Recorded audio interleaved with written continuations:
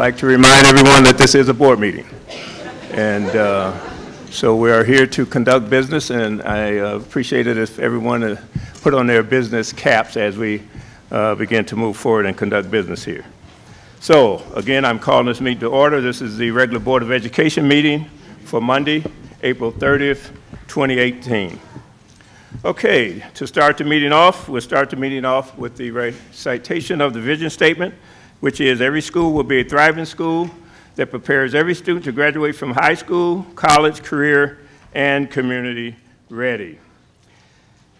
And we'll move right through the agenda today, and noting everyone's enthusiasm, we'll start off with the newly elected board members taking the oath of office.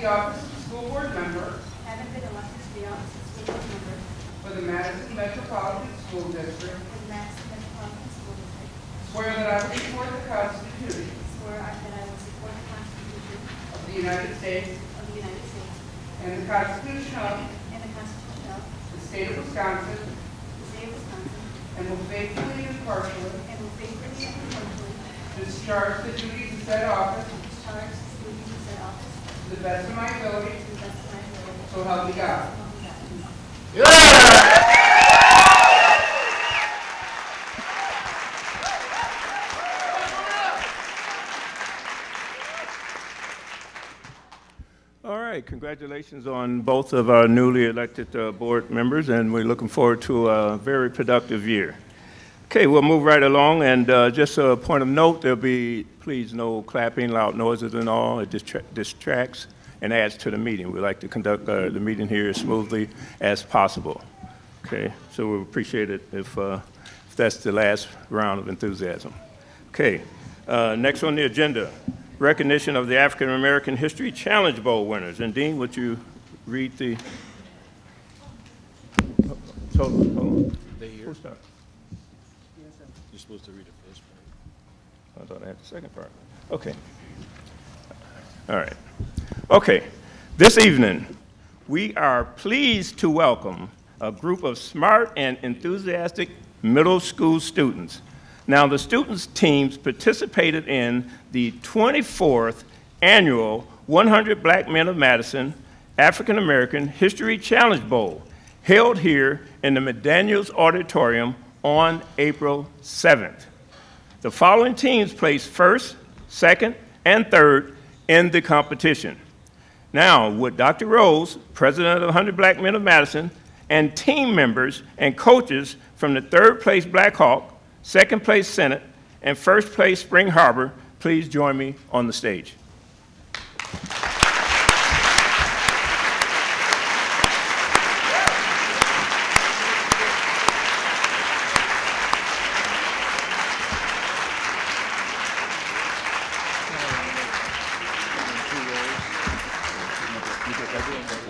No, you're good, you're good. Okay. Now, these dynamic students spent months studying, learning, drilling, and quizzing one another to earn the top 3 spots out of 12 middle schools in the Challenge Bowl. Congratulations to all of you, team members and coaches, for your passion, dedication, and accomplishments. We would also like to recognize your family members. If they could please stand at this time. Are there family members in the audience?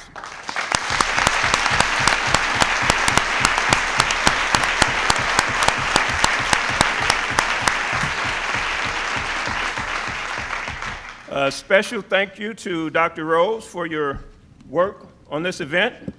For the past 24 years, through the African American History Challenge Bowl, the 100 Black Men of Madison has provided, and let me say that again, for the past 24 years, through the African American History Challenge Bowl, the 100 Black Men of Madison has provided our middle school students with this unique opportunity to enhance their educational experience, deepen their understanding of African American history, and interact with other students in a positive, friendly competition. Thank you, Dr. Rose.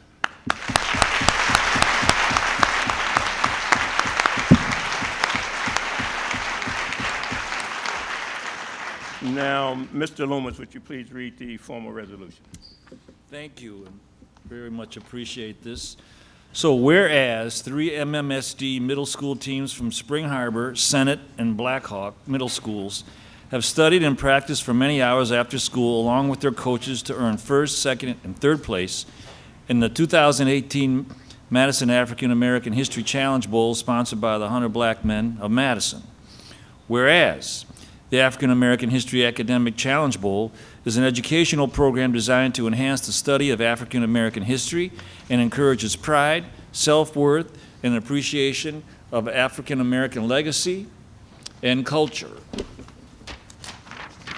Whereas the 100 Black Men of Madison provided support for this team and has provided opportunities to study African American history to MMSD students for the last 24 years. Whereas the 3 winning teams are Black Hawk students Malcolm Stewart, Geta Daff, thank you, and Will Holmes, coached by Marlon Banks, who took 3rd place. Senate students Brian Siegler, Tyler Varaya, and Eliza Lynn, coached by Drew Smith, who took 2nd place, and Spring Harbor students Paul Eichhoff, Simon Kellum, and Genesis Woodards, coached by Sarah Luthold, who took 1st place. Now therefore be it resolved that the Madison Metropolitan School District Board of Education recognizes and congratulates these 3 teams of African American History Challenge competitors for their outstanding accomplishments while representing themselves, their families and peers, their schools, and our district. Be it further resolved, the statement be permanently imprinted in the Board of Education minutes for the meeting of April 30th, 2018. Join me.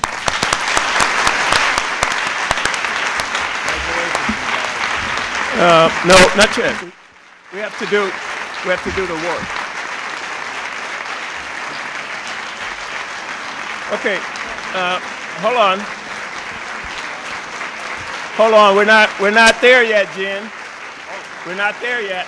We're not there yet. When I rise, everyone else knows it's time to rise. Okay.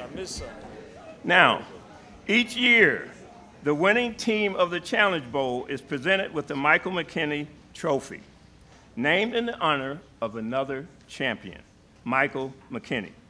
Mike was a former NBC 15 anchor and community advocate who worked earnestly to provide meals to those in need in and around Madison. Dr. Rose will present the trophy to the team. Which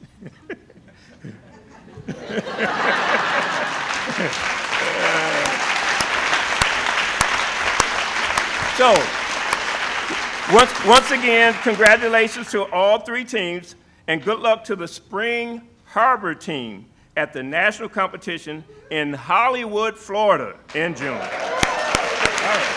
Now we can.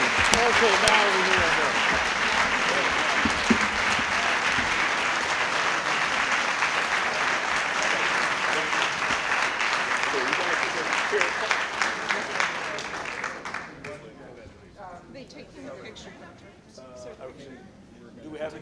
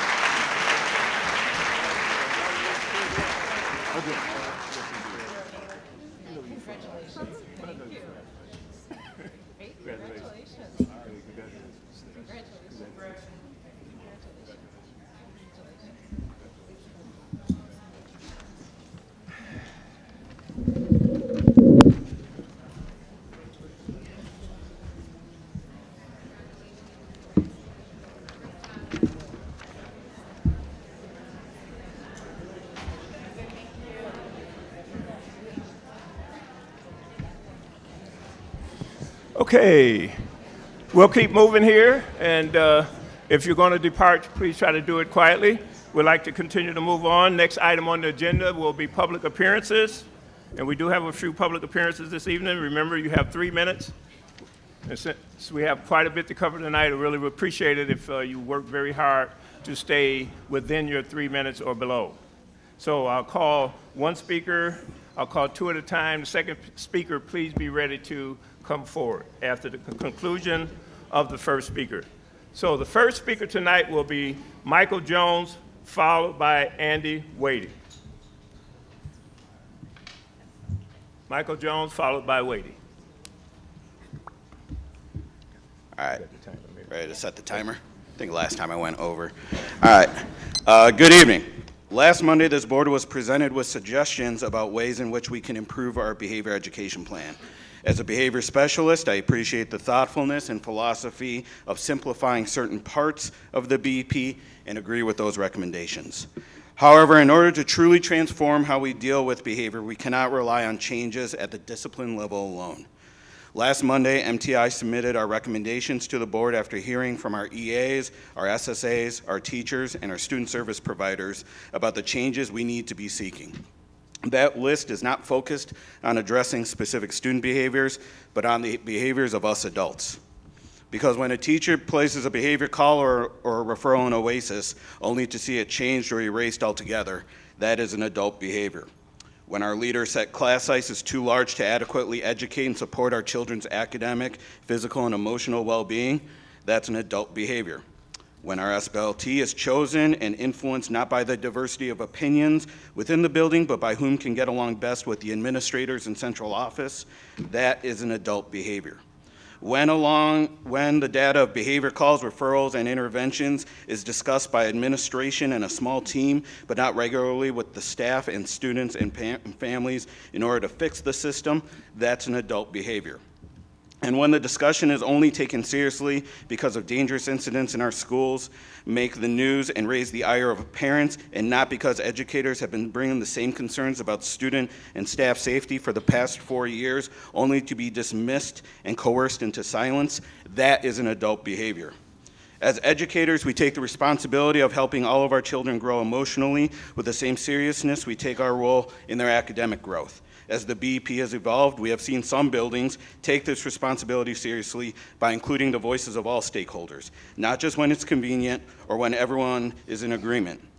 Do not take the easy road and rearrange some words in a document for the sake of simplicity. Let's take the hard road together and having authentic conversations about the authentic experiences students, teachers, and administrators have every day in our buildings. Let's revisit these conversations throughout the year, not just with a SIP partner or an administrator or a behavior coach like myself, looking over suspension numbers, but with as many classroom teachers, parents, and students involved to see what the school is really like day to day. Let's ensure every building has a leadership team that doesn't talk about what the administrator wants to hear, but what we all need to hear. Let's not define success by our numbers, but by our actions, our everyday conversations with our colleagues, our family, and our children. Then and only then will we see an authentic change in culture and climate instead of a change just in numbers. Thank you. Thank you.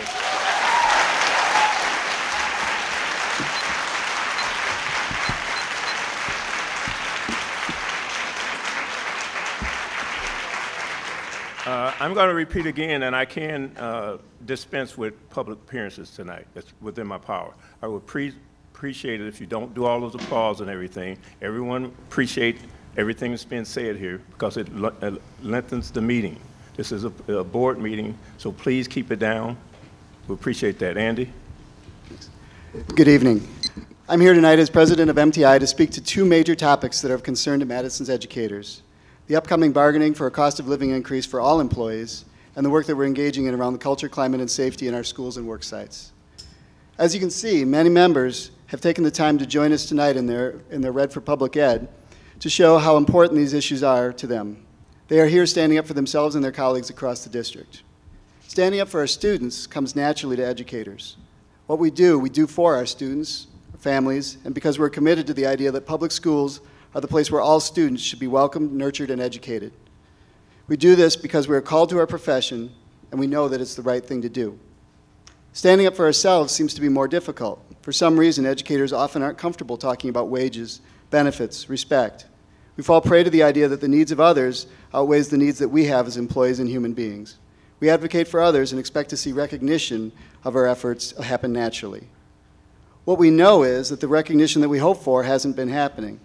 Our compensation hasn't kept up with the cost of living. Relying on others to do the right thing for educators, thus allowing us to focus on our students, hasn't worked in places around the United States, places like West Virginia, Oklahoma, Arizona, Colorado, Kentucky, here in Milwaukee, and even here in Madison, Wisconsin, where since 2011 the cost of living has gone up over 11% and wages have risen 2.6%. When it became known that the current budget contained a 0.5 cost of living increase, the general sentiments of educators was one of disbelief, among others. We need a base wage increase that will at least keep up with the cost of living, which this year is 2.13%. The second thing that brought many educators here tonight revolves around MTI's platform for the climate and culture and safety that staff and students deserve. You heard my colleague and fellow MTI board member Mike Jones speak to this. I do want to point out one connection between the bargaining for cost of living and MTI's advocacy around safety, culture, and climate. That connection revolves around respect. Respect that's shown when fair compensation is given, and respect that's shown when the voices of educators is heard in a meaningful way. We need to develop ways to make sure that employee voice is heard clearly on critical issues that impact our working conditions, which are our students' learning conditions. Respect is earned, and your employees have and continue to earn that respect as they hold themselves to high standards and work constantly to educate every student in our district. Now is the time to show just how respected and valued your educators are. It's time to listen to the educators and do what is right. Thank you. Thank you. Carrie, I appreciate the silent congratulatory. I appreciate that very much. Carrie, followed by Doug Keeler.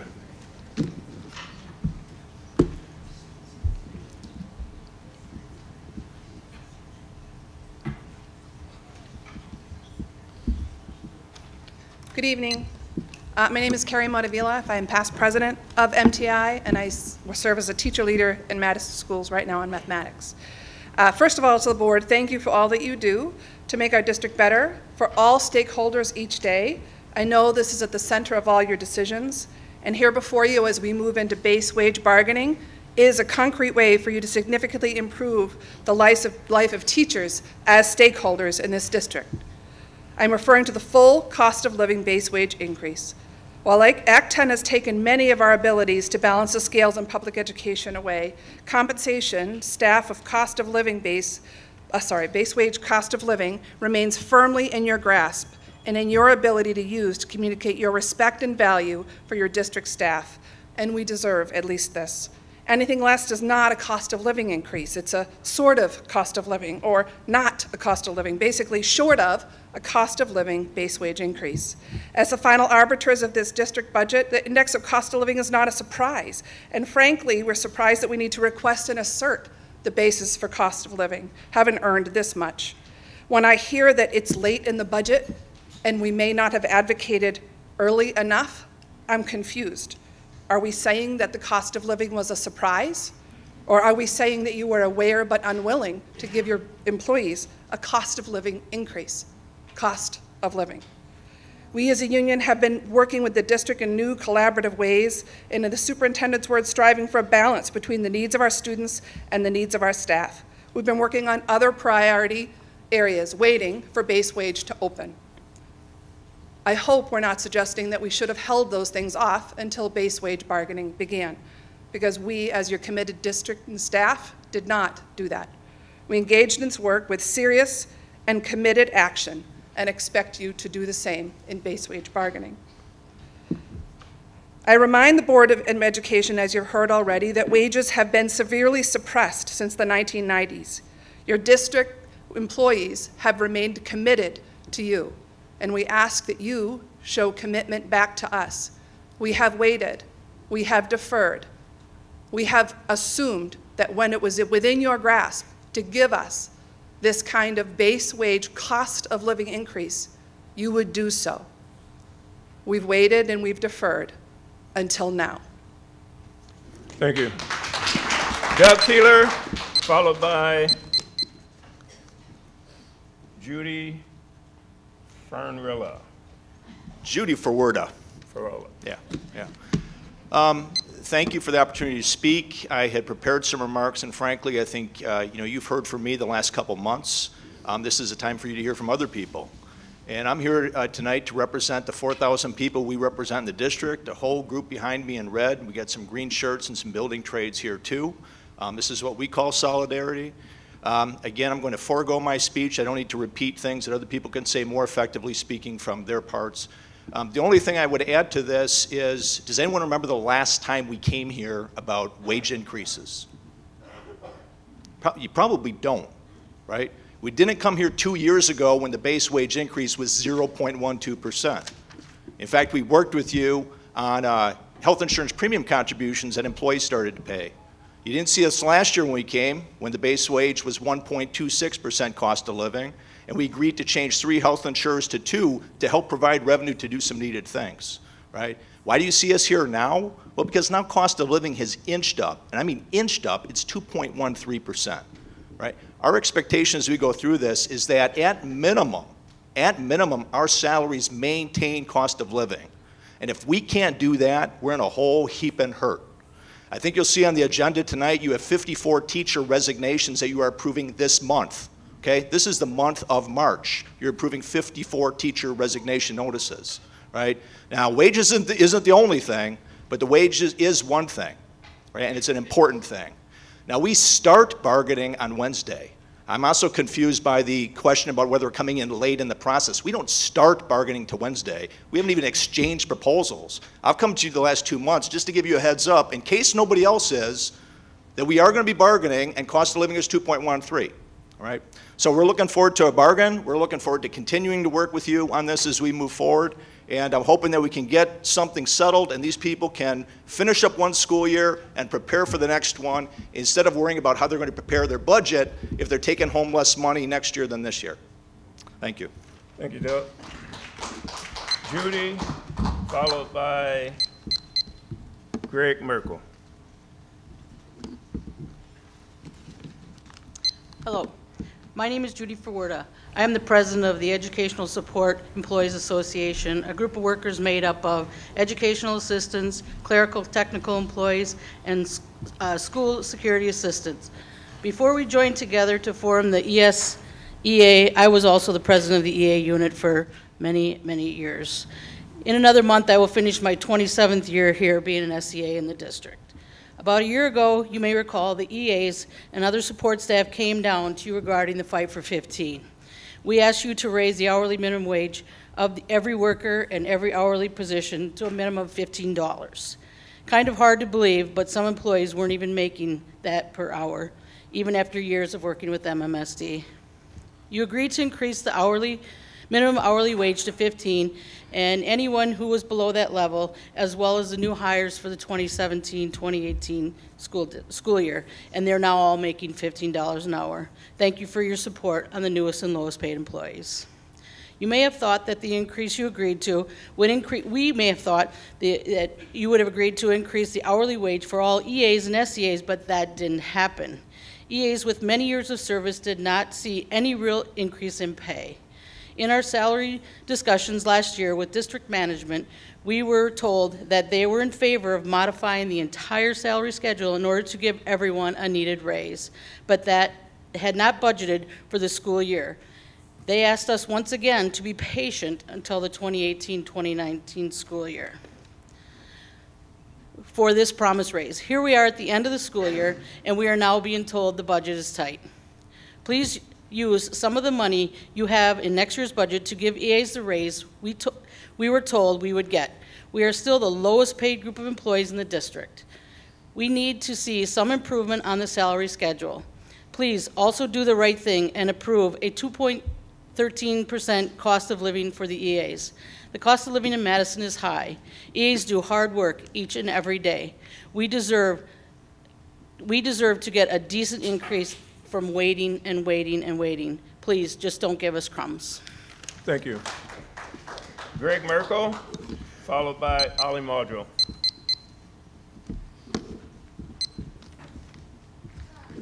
Hello, I'm Greg Markle. I'm Executive Director of Operation Fresh Start. Our mission is to provide youth a path to self-sufficiency. And I'm here to speak to you in support of the budget area which is concerning the Office of Opportunity Youth. Over the last few months, you've heard of this new office, and I'm here to support it because it's needed and it's a good direction for the school district and the community. The history of Operation Fresh Start with the school district is long. We've been in Dane County for over 45 years and serving youth who have been engaged or disengaged from the school district for pretty much all that time. My history with the organization is 7 years. When I started here, we were able to work with the school board so that youth who attend Operation Fresh Start and the Pathways program would be able to achieve a high school diploma. It was a great step forward in our organizations working together. Since then, we started the Options program, which is still the only universal re-engagement program in Madison for Madison youth. Through it, we engage about 100 young people back into the school district or into some sort of educational facet to achieve a high school diploma. That was being funded by the City of Madison, and that funding is sunsetting. So in looking forward of how we can work together, this is an important facet of it.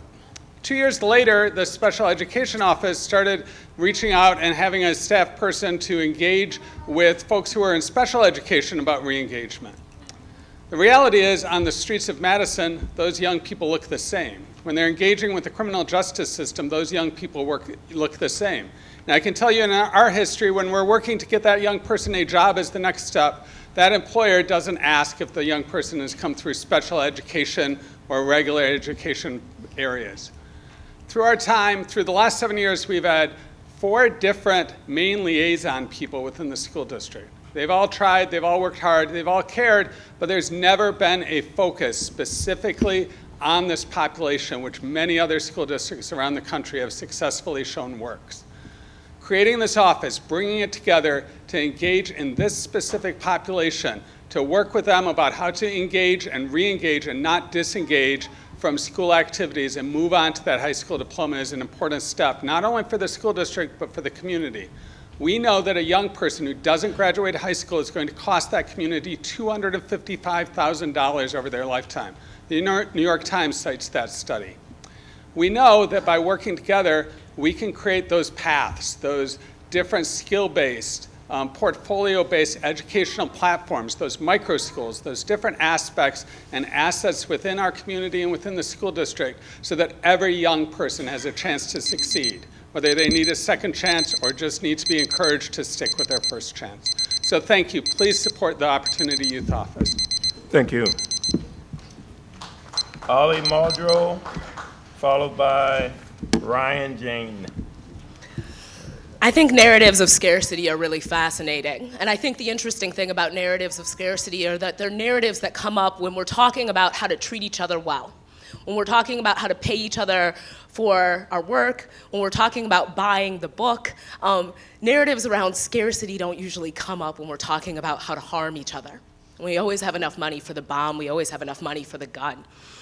I want to thank you all for your leadership. I appreciate how hard you all work, and I am grateful for everything that you give to our community. You all have the opportunity to invest in youth and educators in ways that ensure the dignity of all students. The average age of a homeless person in our community is 9 years old. By investing in Opportunity Youth, we are standing up for kids who have a mom who can't afford piano lessons or a soccer game. The most likely students to be arrested are Black, living in poverty, LGBTQ, and disabled. I did not put or in that sentence. They are all of those things at once. Investing in Opportunity Youth is racial justice, it's disability advocacy, it's LGBTQ plus justice, it's showing up for low-income families. I know folks have asked why these kids, and to that I say it's about time. It's about time we make sure students living with the threat of constant housing insecurity are supported at school. It's about time that we stand up for the kids who need us the most. The question should not be why these kids. The question should be, who are we? If we let the young people who need us the most continue to be pushed out of our schools and abandoned by their education. Thank you. Thank you. Ryan, followed by Susan Getter. Thank you. Thank you for the opportunity to hear me speak. My name is Ryan Jane. I'm a staff attorney with the Freedom from Religion Foundation, which is a national state church watchdog based in Madison and was founded here in 1976. We have more than 33,000 members nationwide and more than 1,300 in Wisconsin.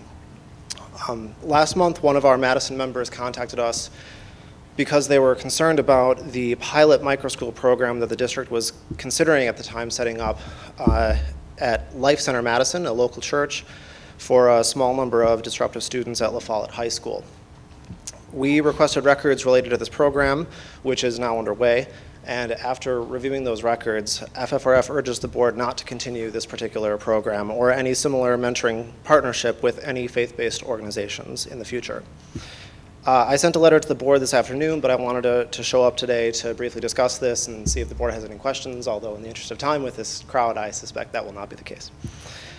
First and foremost, as someone who's dedicated my professional career to fighting state church violations, in particularly in public schools, I can tell you that utilizing volunteers from a faith-based organization mentoring at-risk public school students raises a major red flag. Notwithstanding the district's proactive efforts to avoid religious promotion at this particular micro school, any constitutional problems are likely only to come to light after the damage has already been done. The best means to ensure that school programs are operated legally from a state church perspective is for the district to operate the program itself, or if that's not feasible, then a secular group should be found to provide mentors for these students. Second, a long-term relationship with the district where the district is paying $1,300 a week to a particular school, which is what the district is currently paying Life Center, is problematic. We understand this was a fast-track solution to what was seen as an immediate crisis, but moving forward, the district should be able to find a suitable secular location for this program so that it does not financially support one particular church in perpetuity. Finally, I want to just emphasize that FFRF strongly supports the board's efforts to avoid the easy solutions of suspending and expelling disruptive students, and personally, I emphatically support that. My wife is a public high school teacher who specializes in helping similar students, so we passionately support that effort. And we understand that this was viewed as a creative alternative to that. However, this is not an appropriate long-term partnership, and FFRF urges the board to find an alternative that does not raise a continued specter of religious endorsement. Thank you. Thank you. Susan Getter, followed by Cindy Hertzy. Hi. I'm a parent, not an MTI member, but I am wearing red out of solidarity. I am speaking tonight, though, about the Advanced Learning Plan, which eventually will be discussed and voted on this evening. I support advanced learning in Madison schools, and I support the advanced learning plan. While this plan may not be perfect, it still goes a lot farther to address supports and accountability than what we've had in the past. In general, I am glad to see a plan that casts a wider net for identifying students and providing advanced instruction and support for them. In general, I am glad to see progress in providing advanced instruction for subjects other than math. However, I am concerned about effective implementation of the advanced learning plan. We need staff fully on board in order for this to work, and they will only be fully on board if the expectations of meeting the needs of advanced learners are clear and specific, and they are supported in their classrooms. Advanced learning specialists are already overloaded this year, and if MMSD expects that the number of students who are identified as advanced will continue to increase, those ALS loads will be unreasonable. The district needs to increase advanced learning staff and include that in the budget discussions for the 1920 school year. Classroom teachers are already stretched thin with new curriculum and technology to implement, along with ongoing behavior and classroom safety issues. I worry that advanced learning will feel like another pile-on rather than part of regular instruction that meets the needs of all their students. Specifically, students should be clustered. This is outlined in the plan in more detail to make instruction more efficient. And there should be targeted professional development available for teachers who will have advanced clusters in their classes. Additionally, if we are expecting to identify more students from traditionally underrepresented backgrounds, as we absolutely should expect in order to be in compliance with the 2016 resolution agreement with the Federal Office of Civil Rights, we can almost certainly expect that those students will need extra support for building academic skills and talent development. Twice already this year, I have stood in front of the board and advocated for teacher voices and input whenever the district puts forth a new plan or initiative. Tonight, I'm doing that again. The teachers I know, and everyone behind me, truly care about their students and want them all to succeed. And this, of course, includes students already identified as advanced and those with potential for acceleration. I think if we truly want to deliver equitable access to advanced learning opportunities, we have to make sure our teachers have the support they need and a voice in the process. And I might add, cost of living wage increases. The AL specialists especially should have input in how this will work. I support advanced learning, and I support Madison teachers. Thank you. Thank you. Cindy, followed by Richard Wagner. My name is Cindy Wrightsey. I'm here as a representative of the MTI Substitute Teacher Handbook Committee to offer my perspective as a certified substitute teacher. I've worked as a professional substitute teacher in the Madison School District for 28 years. Substitute teaching is my full-time real job during the school year. I work every day, and I also have a second job to make ends meet. First off, I'd like to thank you for the improvements you agreed to in our most recent handbook discussions. Thank you for agreeing to simplify the criteria for health insurance eligibility. It is now 140 days per school year instead of a confusing, cumbersome hourly calculation. It is still much higher than the 90 days per year it used to be. As a single person who relies on coverage from the district and others like me, I am here to advocate for access to affordable health insurance for substitute teachers who need it. Thank you also for agreeing to increase the long-term pay rate for assignments greater than 7 days. These jobs are important for consistency to teachers and students. That rate has not been substantially increased in a long time. As you already know, there is a severe shortage of substitute teachers and substitute special education assistants. This shortage frequently results in a scramble for classroom coverage and student support because not enough substitutes are available. It is frustrating for teachers and administrators who must spend precious time rearranging already crowded schedules. In the interest of retaining qualified, certified substitute teachers, it is critical that the district ensure and maintain professional pay and benefits for the coming school year and into the future. Before 2011, veteran substitute teachers like me earned a longevity pay rate of $155 a day. Now in 18, the rate is $153 per day, and 5.5% of our wages go to the WRS. Veteran substitute teachers are still earning less, and it is more difficult to obtain health insurance. All substitute teachers earn the same amount, whether they have 28 years of experience or whether they are 1 day out of college. This year, we are advocating for a cost of living increase of 2.13%. Base wage increases are the only pay increase substitute teachers get since longevity pay has been eliminated. Should you agree to this, veteran substitute teachers will surpass their 2011 pay rate for the first time in 8 years. Substitute teachers do not work in isolation. We are not invisible people who do invisible work. We work in relationship with classroom teachers, principals, special education assistants, secretaries, and all other support staff in Madison Public Schools. We are an integral part of the school system. Support your substitute teachers with professional pay and benefits, and you support the whole interconnected web. Weaken it, and the strands unravel. Thank you for listening. Thank you. Richard Wagner, followed by Martha Serrero. Hi, my name is Richard Wagner. I'm a teacher in the district for 20+ years, but I'm here as a representative of the people of the world. And the people of the world want you to pay teachers as much as you can because they're the most important people on this planet. To us, and I submit 3 pieces of evidence. Exhibit A is Danny Meyer, a restaurateur from New York City.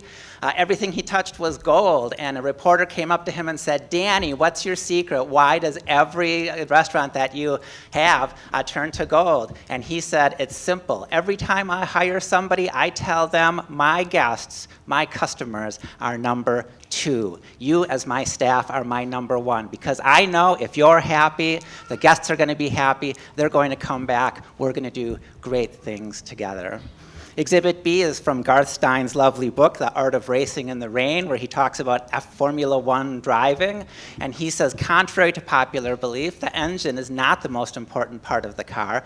The most important part of the car is the humble tires, because it's where the rubber meets the road. In this district, I understand that you may be the drivers, you may be the engine, you can read the metaphor how you wish, but the tires are right here.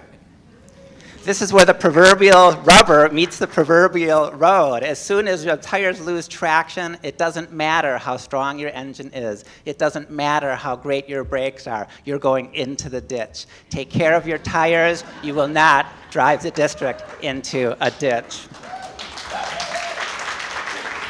Hey, don't take my time.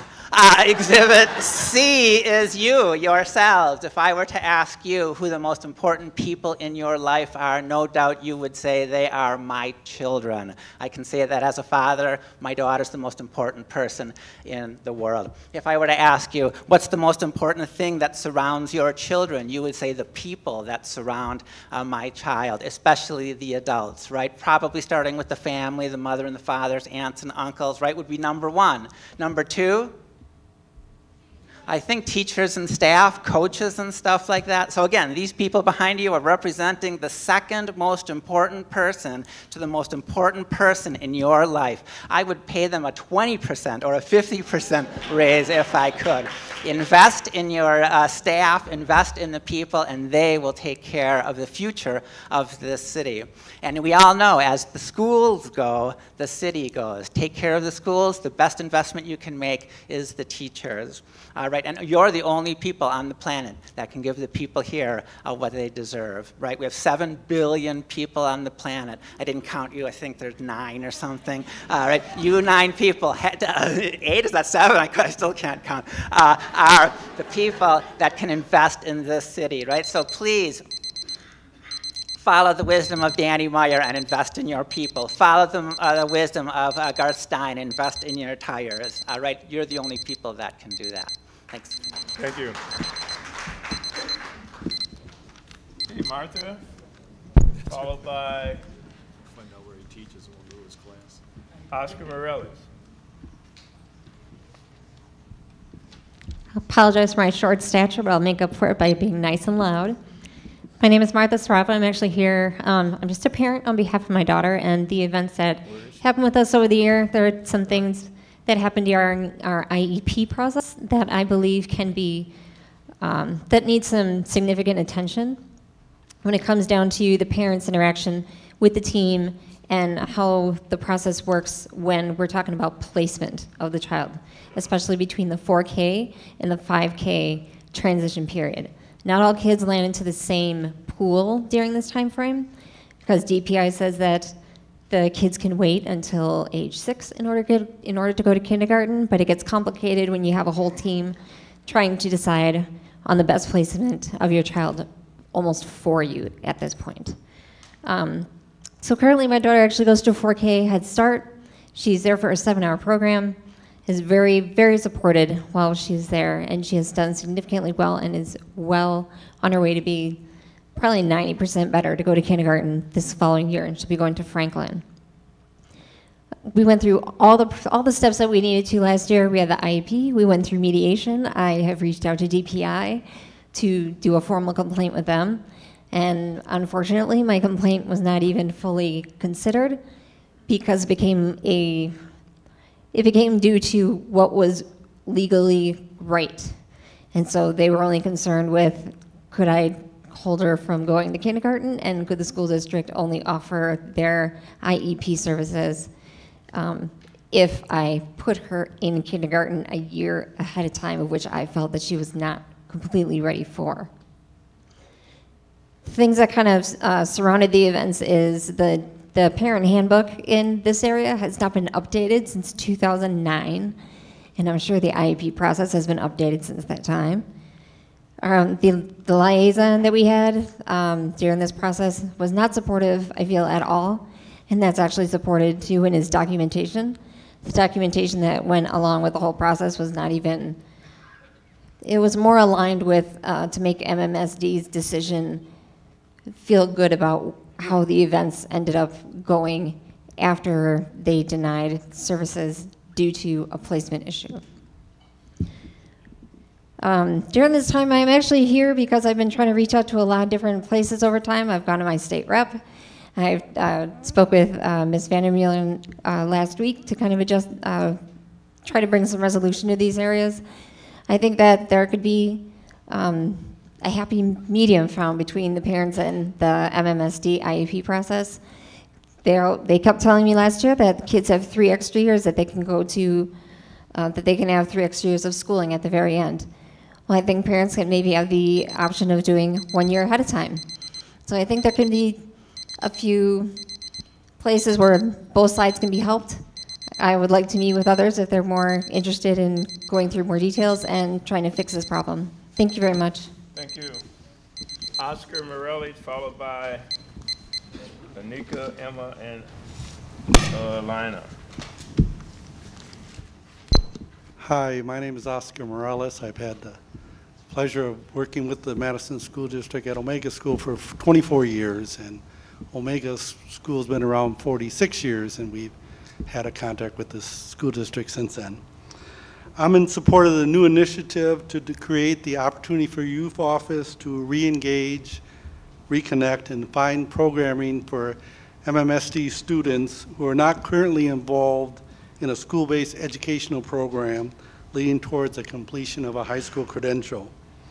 As someone who has regularly fielded calls from distraught parents for the past 24 years, MMSD parents seeking alternatives for their children, some as young as 12 and 13 years old, I can vouch that the need is there.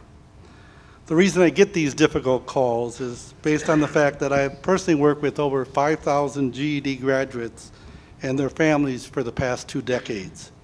They have personally seen the difference earning a high school credential makes in their lives economically, makes in their improved lives for their children, and enhanced self-esteem. Several parents have recently emailed you to share their personal stories of educational hardships with their children and how they found success at Omega School after struggling for many years. These were bright students who had lost hope, but had dedicated parents who refused to stop advocating for their children. While I am in support of creation of the Office of Reengagement, so MMSD can have a one-stop office for parents and children to find an educational place for their children to re-engage with and find success. It is critical that you understand as you create this office, one of the first challenges MMSD will face is an increased number of at-risk students looking to re-engage with their former school or need new programming based on the needs. It is important as you create this new office that you also create more opportunities for youth. Since the past several years, you have closed Work and Learn, the GED Road program, and other alternative programs. There are now even less options than there were several years ago. I'd encourage you, I want to thank Ricardo Hara for all the work he did. I know he reached out to a lot of the different alternative programs, including Fresh Start, and I just urge you to support the office, but as you create this, you also create more opportunities. Thank you. Thank you.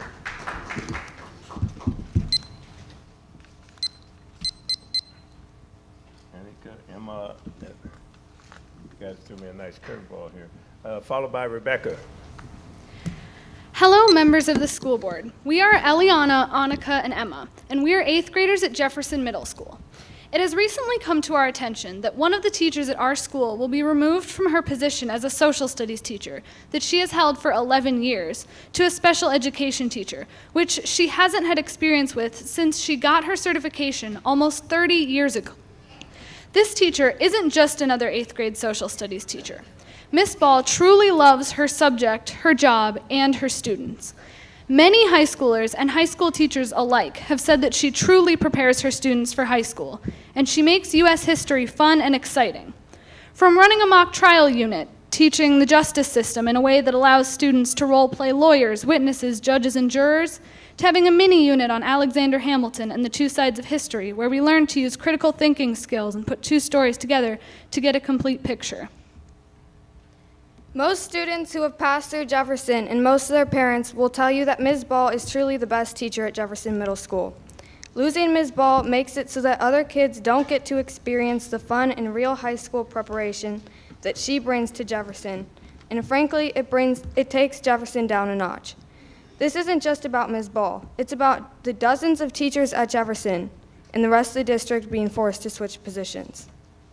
We have already talked to our principal, Ms. Rice, about this situation, and she has said there is no hope, but we don't believe that. If enough students, parents, and concerned citizens speak up, there is always room for change. Already, many of our peers have reached out in support of our teacher. Ms. Ball embodies what MMSD wants from their teachers. Dr. Cheatham, our superintendent, wants to ensure every child is academically challenged in a safe and supportive environment.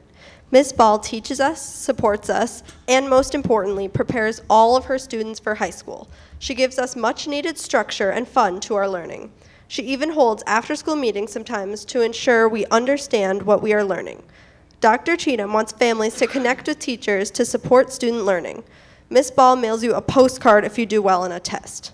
Can she get any more connected? Additionally, Dr. Cheatham specifically said she wants teachers to engage, affirm, and empower students, along with holding them to high expectations. This is what Ms. Ball does. She gives us what we need to succeed, she cares about where we go, and wants us to do our best. How could Jefferson move the position of such a model teacher? Thank you for considering putting Ms. Ball back into social studies, where she rightfully belongs. We truly believe this is what's best for students and staff at Jefferson. We've benefited immensely from having Ms. Ball, and we think next year's 8th graders and all the 8th graders to come should get the same experience.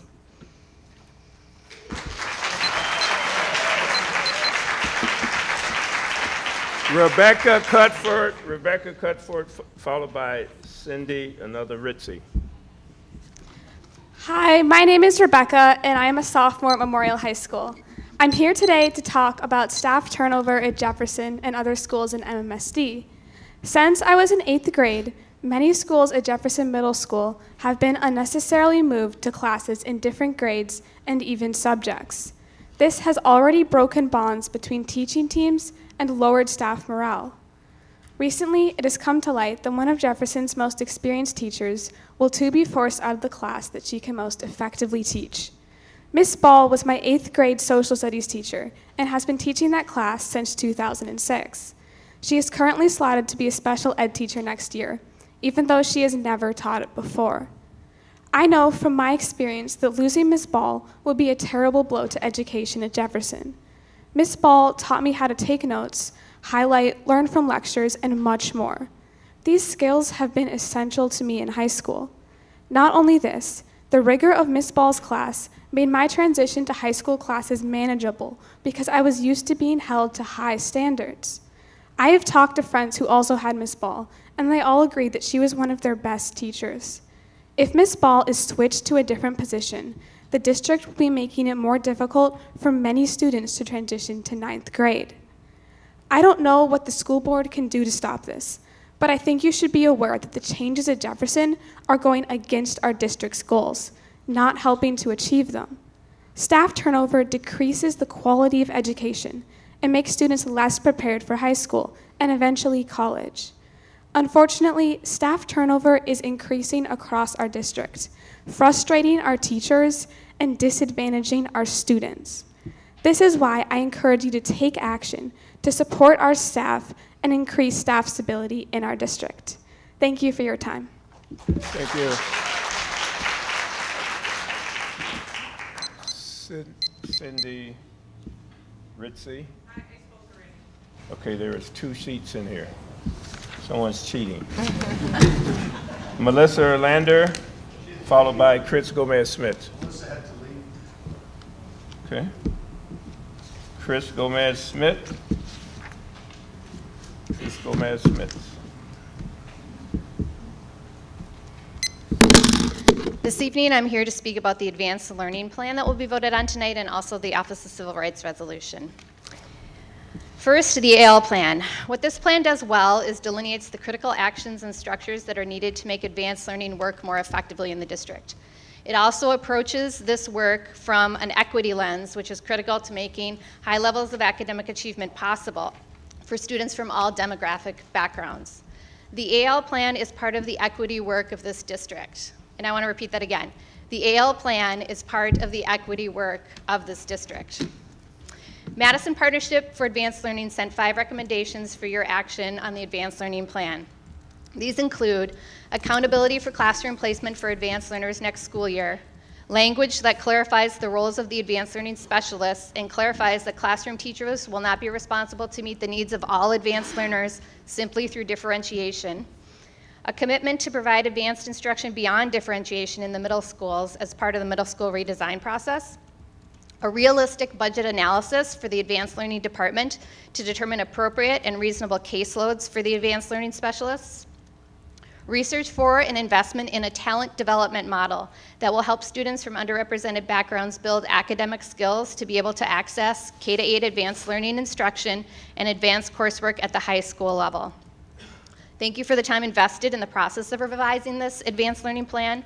I recommend that you approve the plan after addressing these recommendations, and also that as the implementation process continues, to make this work transparent and accessible so that more families can be partners with their schools in supporting advanced learning efforts. My second point is about the budget item 6.9 on the consent agenda.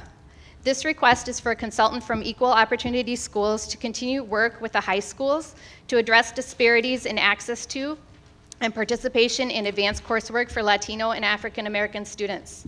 This work is being done specifically to address the commitment of the district to address these disparities through the Office of Civil Rights Resolution in 2016. This is very important work, and I recommend that you approve this budget request. Yet, I also recommend that the work of EOS and the work to meet the requirements of the Office of Civil Rights Resolution be discussed at the Board of Education level to make this work more transparent and accountable. I often hear the district speak of the importance of community partnerships and that the important work of educating our students will be stronger with support from the community. Let that happen for the OCR resolution too. It is difficult to help problem solve and support important work that no one knows exists. Thank you very much. Thank you. And that concludes our public speaking section for tonight. And Next on the agenda will be approval of minutes. And I'll move that the Board of Education approve the minutes from the regular meeting dated December 18, 2017. Second. Been moved and second. Any questions or comments?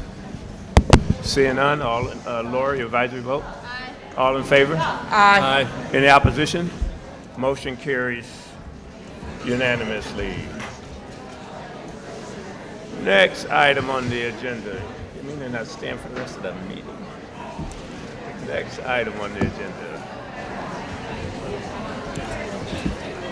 Yeah, well.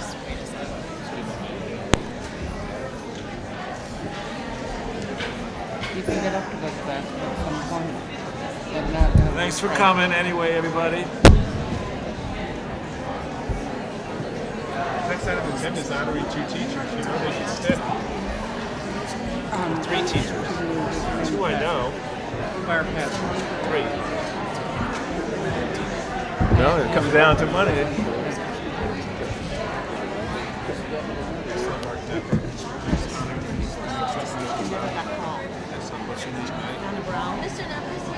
I thought I saw him. Maybe I missed him. I saw a lot of different West faces, and maybe Yeah, flip it and never got called. I thought I saw him, and we're honoring him tonight. That's awesome. So, or we're recognizing that he got a Cole Fellowship. I heard that they made an announcement. Yeah. So.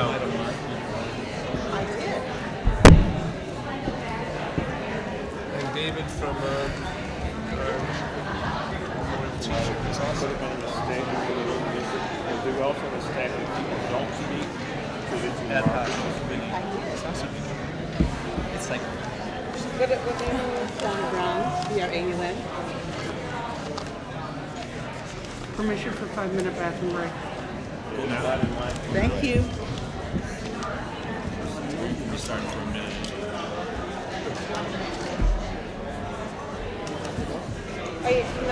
I'm not sure that's, since they are sort of a school district, there might be protocols there.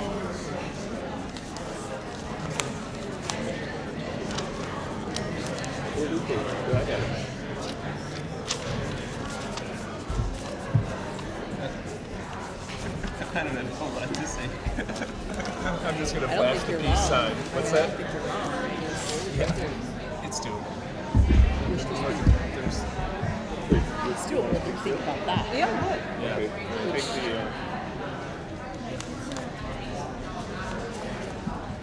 the, Okay, let's get started. Let's get started here again. Just giving everyone an opportunity to calm down and all. We had one speaker that somehow her speaking slipped. We appreciate it. If you're going to leave, please leave. We have business to conduct. Or don't leave and wait till I speak. No, don't. Please don't call them back in here. Okay. So appreciate it if everyone settled down. We had one speaker that somehow her speaking slip got misplaced. So Donna, go right ahead. Thank you. 2 things. 1, my daughter is a teacher at O'Keefe Middle School, and with the behavioral education plan that is now supposedly being a better plan, she's been attacked by students 3 times trying to break up a fight. She's had a concussion, she's had her glasses broke, and she's had back injuries. Just so you know, there needs to be something done to the behavioral education plan. I work at the Madison School District as a nursing assistant. If you give us this 0.5% increase, I'll get a whole $2 a week raise. Hoo-hoo. Can't even buy a decent cup of coffee, even though I don't drink coffee, with that. So please, do what you need to do to make our budget work, but also please reward those of us that work hard every day to keep the kids healthy, strong, and in school as much as possible, which helps them get ready for college and community. So that we can keep them in school, we need to make sure that we have a living wage. Many people in the SEA, ESEA unit have 2nd and 3rd jobs, which always doesn't allow them to get to all of the professional development that they need to do their job right. We need to make sure that principals know that SEAs, EAs, and nursing assistants and security assistants need to be able to get to those the crisis management intervention classes so that they know how to handle these students so that they protect themselves and other students. Please do what you need to do, keep our students safe so that they can learn, and reward the hardworking staff that you have that love their jobs and go to work each day hoping to make a difference. Thank you. Thank you. Okay, that then concludes our public appearances for tonight. We'll move on. Next item on the agenda is Board President's announcements and reports. Two MMSD high school teachers were selected as Herb Cole Foundation Teacher Fellows. Wow, why isn't the room filled for this?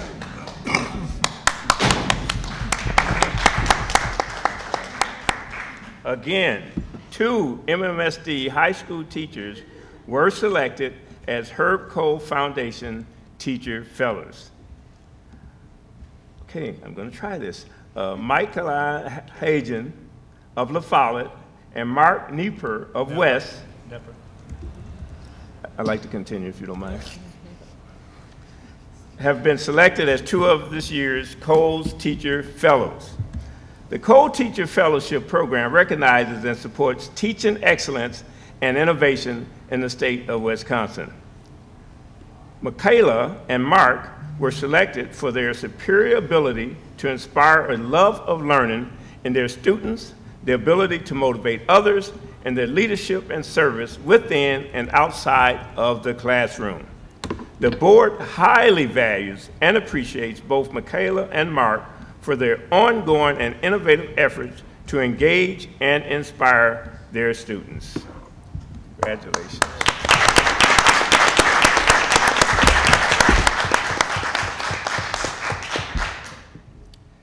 David Olson, social studies teacher at Memorial, selected as a 2018 PBS Digital Innovator All-Star. Congratulations to Memorial High School social studies teacher David Olson, who is one of 30 educators from around the country to be selected as a 2018 Public Broadcasting Service Digital Innovator All-Star. David was selected for his extraordinary work as an educator and for doing innovative work at Memorial and for the district. The board thanks David for his continued dedication to seek creative alternatives to engage his students. Congratulations, David.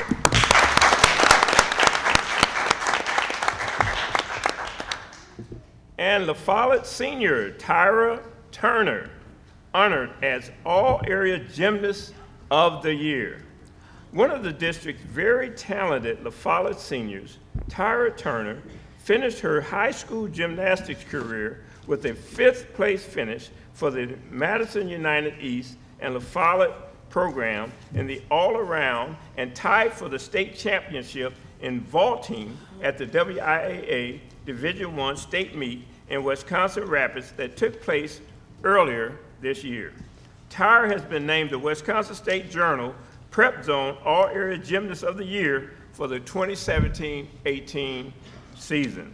The board congratulates Tyra on her major achievements and recognizes her for all the years of grueling work she has put in to represent our district as the state champion.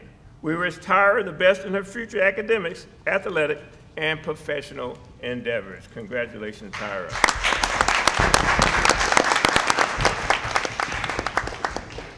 And that concludes Board President's announcements and reports for this evening. I'll pass it over to the Superintendent for her announcements and reports.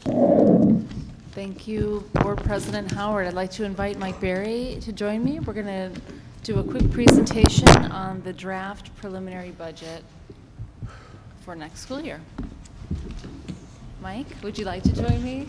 All right. Barb, can I have the...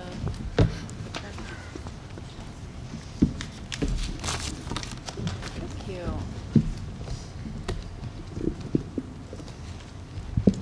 All right, Mike and I will keep this short and sweet. Since we've been talking with you a lot about budget lately, We consider this our formal handoff to the board of the draft preliminary budget, which happens this evening.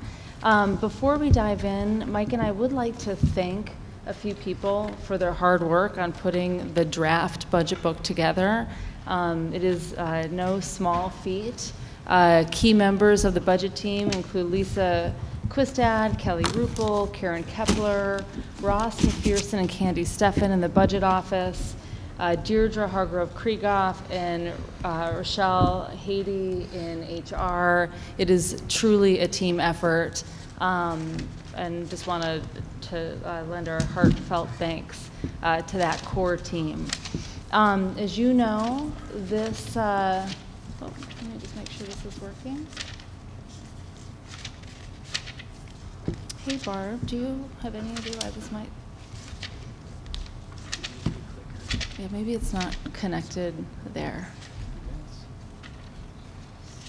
Yeah, there you go. We do actually test this every meeting.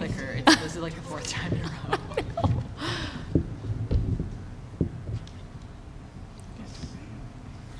Yeah, Mike, just do it manually. Okay.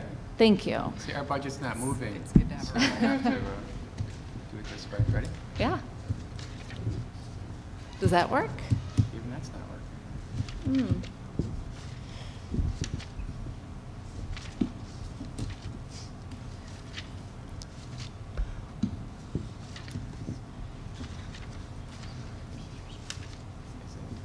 Oh, the computer's frozen.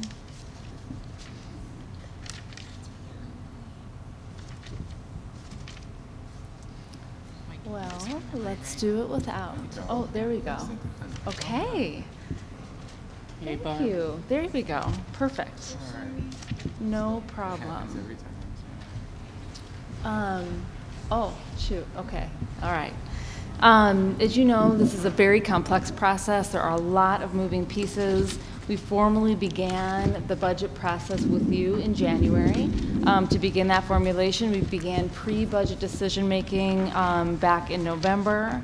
As you know, we focused this budget on some key desired outcomes. First and foremost, we wanted to build in a competitive wage and salary plan. That starts with an average increase of 2.5%. Plus targeted compensation, but all pending the bargaining that we're about to engage in. This was a placeholder in the budget, knowing that there's a lot to be discussed in the coming weeks before we lock that in.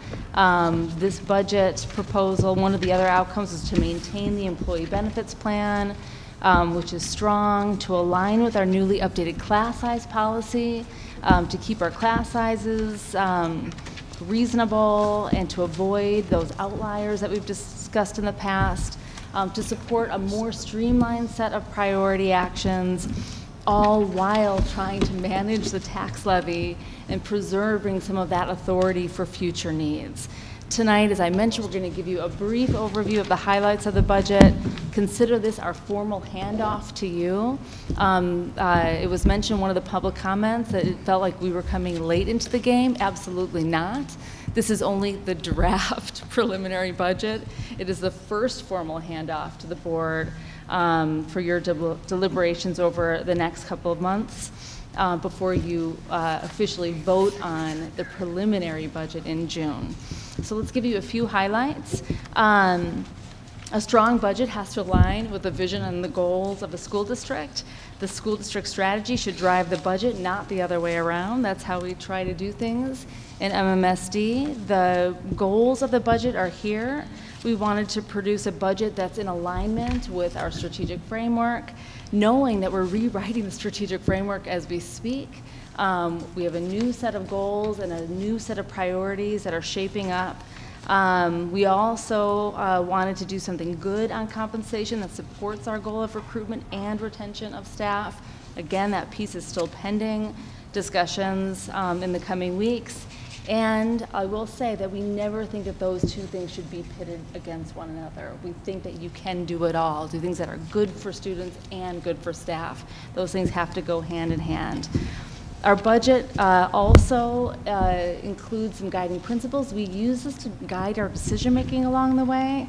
Of course, we want to make sure that our investments in the budget are things that will help us accelerate student achievement, to help us continue to make gap narrowing progress. We always need to think multi-year. This is very important for budget deliberations. And we want to think about opportunities to innovate for organizational learning. We don't want to remain stagnant as a district. What are the couple of things that we can do to try things out that build on our past momentum and help us achieve our goals? With that said, I'm going to let Mike give you a few of the financials. Okay, thank you, Jen. And those goals and guiding principles are a terrific way, as you're reading the budget book, as I'm sure you will this evening. I actually will. Good for you. It's a good read. It's a great way to hold us accountable. You should see evidence throughout the budget book that we've hit those goals and those guiding principles. The slides I have are on both the sources and uses in the budget. There are about 6 or 7 slides here.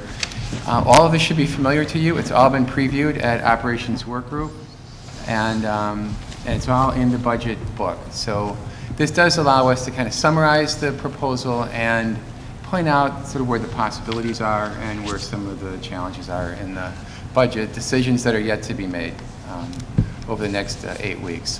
So on the revenue side, let's talk first about the local factors. We had an operating referendum in November of 2016. It's an operating, meaning operating revenues.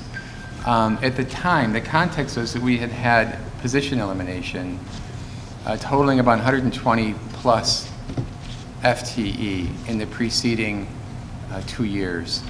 And in November of 16, we were uncertain of what the next state budget for 17-19 and the 19-21 budgets were going to hold for us. And so we asked the community for additional levy authority, $5 million last year, and this year, $8 million the next 2 years. And that additional authority granted by the community, even though we haven't used all of it, we under-levied this current year, as you know, that additional levy authority has been critical to our stability and to our focus. In addition to that major local factor, again, thank you community, is the second line here, the promissory note with the city from TID 25, $9.27 million pot of money. Several board members were instrumental in negotiating that with the city. We are making our 3rd of 4 draws next year. That has supported technology and maintenance and innovation initiatives in the last couple of budgets. There is the possibility of future TID revenues affecting the 18-19 budget. That can only be good news, and it's something we're watching. And then lastly, I guess another city-related issue, very strong tax base growth. City of Madison April tax letter was just published a couple weeks ago and showed 7.4% growth in the city tax base during the last year, including over $600 million of new construction. That helps a lot to diffuse the impact of our tax levy. So that's the local, and it's really very positive. It's one of the things that sets us apart. The second piece of the revenue pie is the state budget. There's at least some stability around this. We're in the 2nd year of the state budget for 18-19, so we know what the numbers are. It's $204 per pupil given to the school district in the form of a categorical aid. You know that. 204 times our 27,000 students is about $5.5 million. If that were our only source of revenue, which is really the way it is in most districts, we'd be having very different discussions tonight about health insurance, steps, lanes, base wage, priority actions, and everything else. So we're really, in a way, in a very positive position due to this combination of local and state factors. The other state piece is an emerging issue. There's a $100 million safety and security grant program that's been announced by the state. Our participation in that is something that we're very interested in and working hard on. The outcome of that is somewhat uncertain for us. And then speaking of uncertain, we have the federal outlook, and well, there's a lot in the federal system that's uncertain. I'm just going to talk about Title II, which is really our main concern here. We're not certain about the funding levels for Title going forward. We've been signaling this for a couple of years. It's been stable. We just want to send that note out that we're not sure what happens with Title. And that's the community learning centers? Yes, it would. Okay, yeah, just what most people don't know what Title II is, and I even forgot. Yep. So thank you for it's that. the after-school programming. That's one use. Title Yeah. II. Yeah.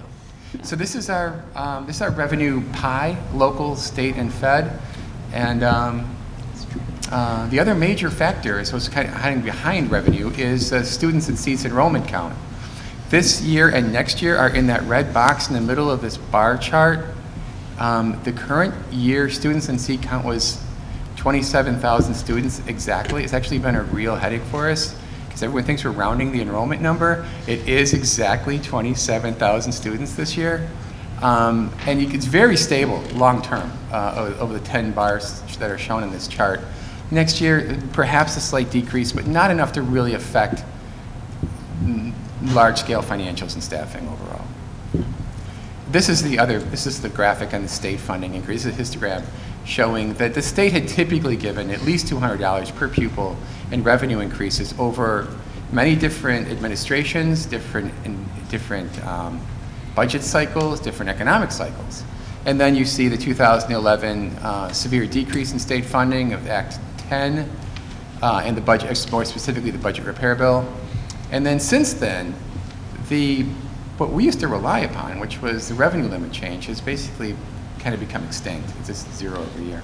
And in lieu of that, there's this per pupil aid, again, for $204 next year, $200 this current year, which is kind of operating in lieu of the revenue limit changes. Okay, so those are your sources. This is the uses, where the major use, of course, is staffing. More than 83% of our overall budget goes to personnel costs. This is the staffing summary chart, high-level chart for next year as it stands today. The key thing here is that in December of 17, the board adopted a revised class size policy, which was great timing. Our staffing plan then was designed around that new standard. Also, high level, staffing in total, just over 4,061 this year, 4,075 next year. I'll call out two items I think that are of interest here. The teachers' total staffing line, as you can see, it's recovered since fall of 16-17. Much of this work was done in the 17-18 budget. We went up about 43 teaching positions on about 45 students. So that was a major correction, if you will, in fall of 17-18. Next year, up an additional 8 FTE. Again, most of the heavy lifting on this was done in 17-18. And then one other line item I want to point out is the educational assistants, EAS, EA, et cetera. It shows a slight decrease, 447 to 444. I think it's fair to say that the spring budget is very close to the current staffing levels, and this tends to move up in the summer and early, maybe first 8 weeks of the school year as adjustments are made in the schools. So be aware of that. Nikki. Yes, can you explain the 15% increase in assistant principals and how we're funding that? Assistant principals, currently 27, next year's budget 31, increase of 4. Two of those are title funded. I believe the other two, sorry, the other two, I believe, yeah, 2 are title funded and 2 are the site-based decisions within the school workbooks. Of course, the key here is, what is the rationale for the ad? Is it responsive to a need? Is it articulated in the SIP? Is it responsive? And if so, as it stands now, do we have the authority under title to do this? And we grant at least some authority at the site level to make these decisions as well. It might be an item that gets further discussion, but at least that's where it stands today. Pretty much stable across most of their staffing areas. Is this I'm just confirming this is exclusive of the pending priority actions. Staffing table? Yes. Okay. Other big use, obviously it's a combination of people and the compensation strategy. Make up personnel costs. The preliminary budget includes, as you've heard, step advancement, lane advancement, and a base wage of 0.5%, bringing you to 2.5% as the position in the preliminary budget. Obviously an area that is a mandatory subject of bargaining, we'll see how that turns out over the next 8 weeks. There's an additional $1.5 million in the compensation plan that's segregated into what's called an additional targeted strategy. On the employee benefits side, our number one goal on benefits was to maintain stability in health insurance. And we put a budgetary allowance in for a rate increase. We spent several meetings and several weeks negotiating with the HMOs to bring their numbers down to get within our allowances. Ultimately, that happened. That is a combination of just repeated negotiation and our buying power. And then the net result of that is that the employee premium contribution was not increased or disturbed in any way. And the plan itself is the same as it is currently, and that's good news. In fact, with the help of our employee representatives who participate in this process, both Doug and before Doug, John even,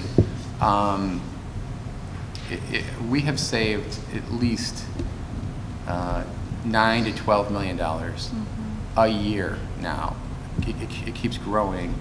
If you were to look at the trajectory of what health insurance would have been on a standard 5, 6, 7% increase versus the zeros that we've had repeatedly up until this year. That has helped support jobs, helped support salaries. That is, you can call that respectful, actually. That's employee benefits. Strategic priority actions, Jen, would you like sure, to? I'll take that.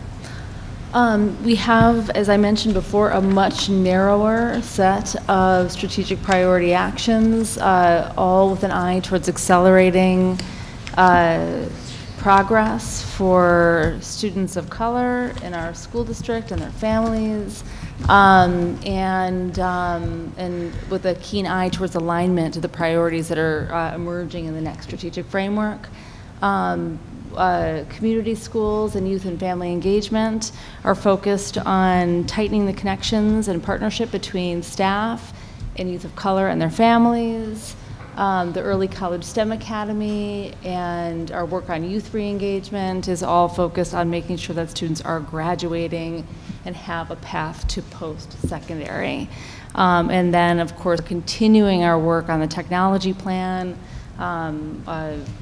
Previous guiding principle for this board was to maintain momentum. We are well over the halfway mark on integrating technology in our schools, and we're continuing with that plan to its completion.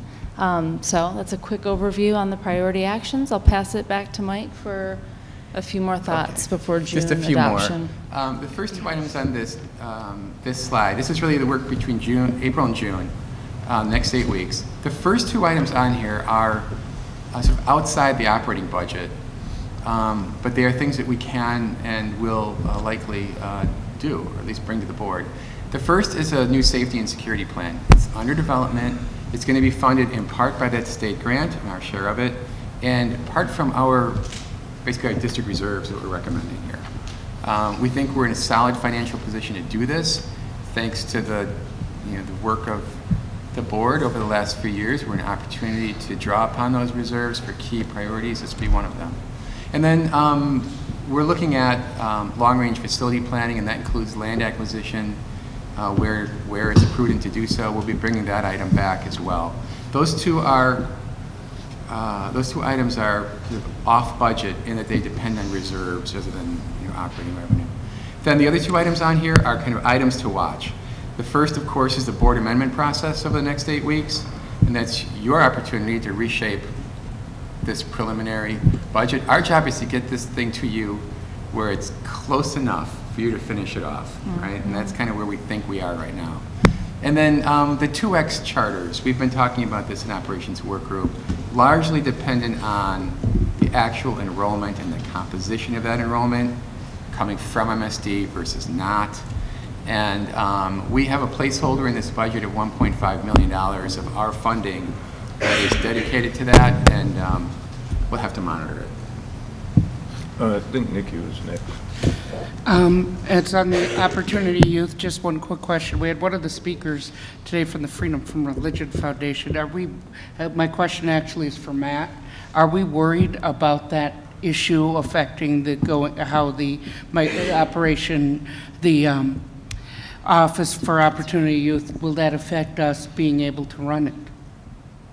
You can go ahead. For Matt. Matt. You know, I received that letter that the gentleman spoke of just late this That's afternoon. the mic.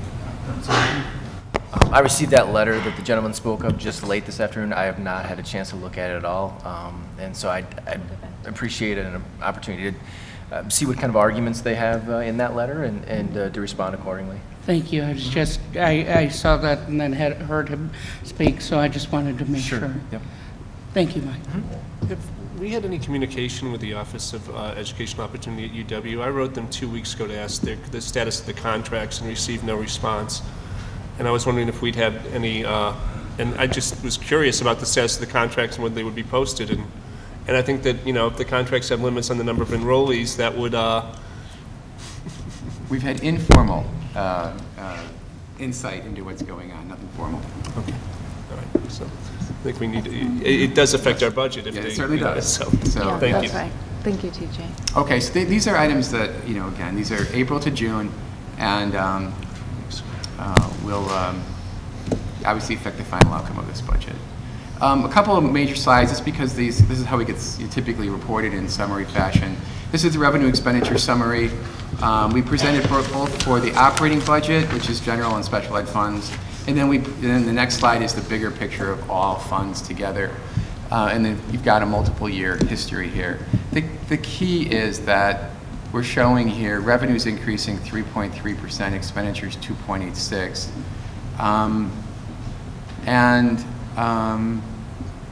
This is as proposed. Of course, as the budget decisions are made by the board, these numbers will change slightly as well. This is the bigger picture, which includes debt service and food service and community service.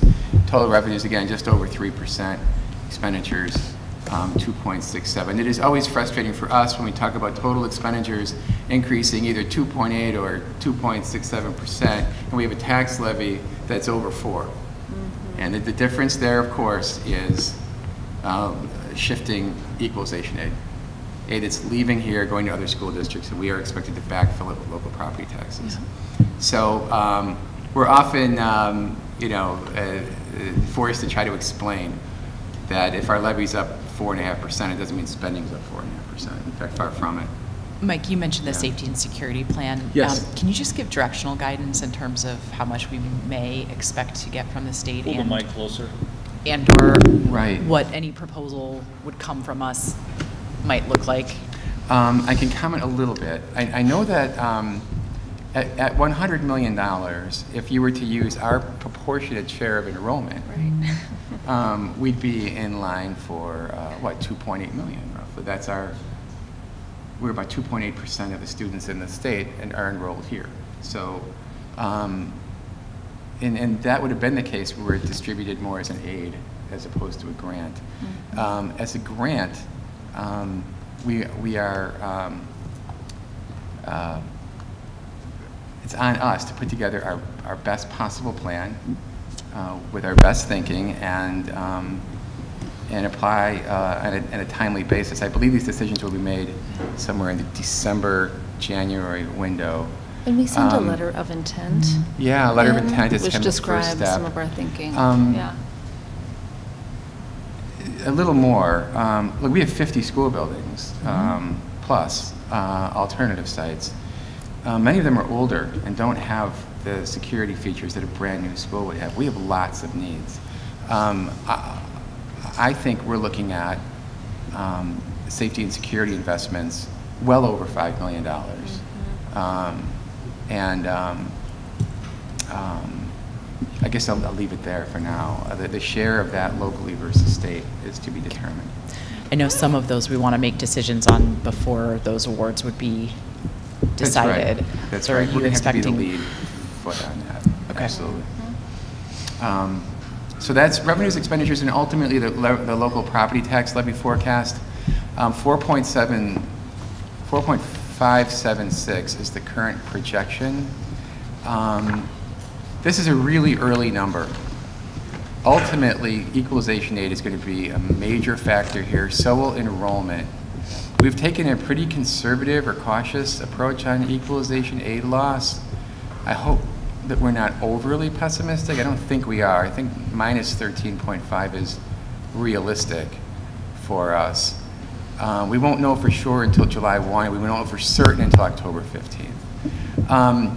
Strong tax-based growth will help diffuse the impact of this. Spending decisions by the board could drive this number either up or down. Next steps, Jen? Yeah, I think these are pretty self-explanatory. I think we want to highlight that the board amendment process will be kicking off here shortly. We'll send a follow-up communication to the board with a description and a reminder of that process, the deadlines for submitting amendment ideas that will allow staff or plenty of time to analyze those ideas so that we can have some good, solid discussions both at the May meeting for operations and the June meeting before voting on June 25th. And I'll just reiterate that especially given the interest in the compensation discussion tonight, we'll be kicking off bargaining with our partners at MTI shortly, and we'll be able to slot that particular component to the budget in the coming weeks. All right, pass it back to you, James. We look forward to the deliberations over the next couple of months. Thank you, Mike. Okay, any additional final questions for staff at this moment? All right, appreciate it. Thanks a lot. Mike. We'll keep moving. Next item on the agenda is the consent agenda, and I'll move that the Board of Education adopt and approve all the motions set forth in Section 6 of the electronic agenda prepared for the April 30, 2018 regular school board meeting, exactly as said motions are written. Now, by voting affirmatively on the motion, the board member expresses his or her affirmative vote on each of the motions consolidated hereby, subject to any express separations that have been made by any member of the school board. Can I get a second, please? Second. Been moved and second. I just wanted to pull one for discussion. Okay. 6.9. And I'd like to pull two for votes, 6.8 and 6.11. And I'd like to say a few words about 6.13 and 6.14 before we vote. So which one? 6.13 and 14 before we vote, and just a few words. Okay. But but don't pull them from the agenda. Any others? Okay. So so you want to say about 6.13 before we vote? So you'll need to do that now because I'm going to call I was just waiting for permission. Yes. 6.13 and 6.14 are tech plan purchases both for G4 and G1 schools. And I want to note for everyone that we are at the replacement point with the G1 schools, and that we had built this tech plan on a 3-year lease and replacement model, and that as we go forward and seek to be fiscally as well as educationally sound, this seems like a good time to start thinking about evaluating whether that model was right, whether a 4-year model or a 5-year model or a 2-year model or a lease or a purchase kind of thing would be the right, would work better. And I'm not expecting to do that tonight, but I just wanted, it seemed like kind of it's a momentous occasion to go for the first replacement cycle. And I thought that the possibilities of handling this differently, this would be a good time to begin reflection upon them. So. All right, thank you. Laura, your advisory vote, please. Aye. All in favor? Aye. Any opposition? Motion carries 7-0. Okay, first item up for pool is 6.8, and that will be, I'll take them in order, and that will be TJ. Yeah, this is the community schools development position, and I understand that the original grant called for a community developments consultant. This is something more than a than a development consultant. It's a full-time position that's being funded at a different organization. I have concerns about, I have continued concerns about the blurring of lines between private foundations and public entities. I think that the recent case of UW Oshkosh can tell us some of the things that can go wrong with that. I don't anticipate anything like that here, but there's a lack of transparency that comes with it that continues to bother me. I think that, you know, I don't know the anticipated bang for the buck to fund a full-time position to seek development for one program, and I asked for budget information earlier today, and understandably did not get it. But I think that I'll be voting against it. And I think that we should be hiring a development consultant instead of funding a position as Foundation for Madison Public Schools. Okay. I'll move that the Board of Education approve entering into a contract with the Foundation for Madison Public Schools for the provision of a community schools development manager in the amount of $79,975 through the June 30th, 2019, with funding from the 2015 Madison Community Foundation multi-year grant. Second. Been moved and second. Any final questions or comments? I do have one. Talk a little bit about the grant. I mean, this is money from, this is the grant money from. Yeah, just as a reminder, when we got our initial grant from the Madison Community Foundation to fund the launch of a community schools pilot, it included money to support fundraising. After much deliberation, we thought the best approach, especially given where the foundation is going, they really want to function as the philanthropic arm for MMSD, which we think is really exciting. The decision was made that the funding would go to house a full-time position for 1 year at FMPS. The expectation will be that that person is not only fundraising for community schools, but fundraising to fill their, to pay for their position on an ongoing basis.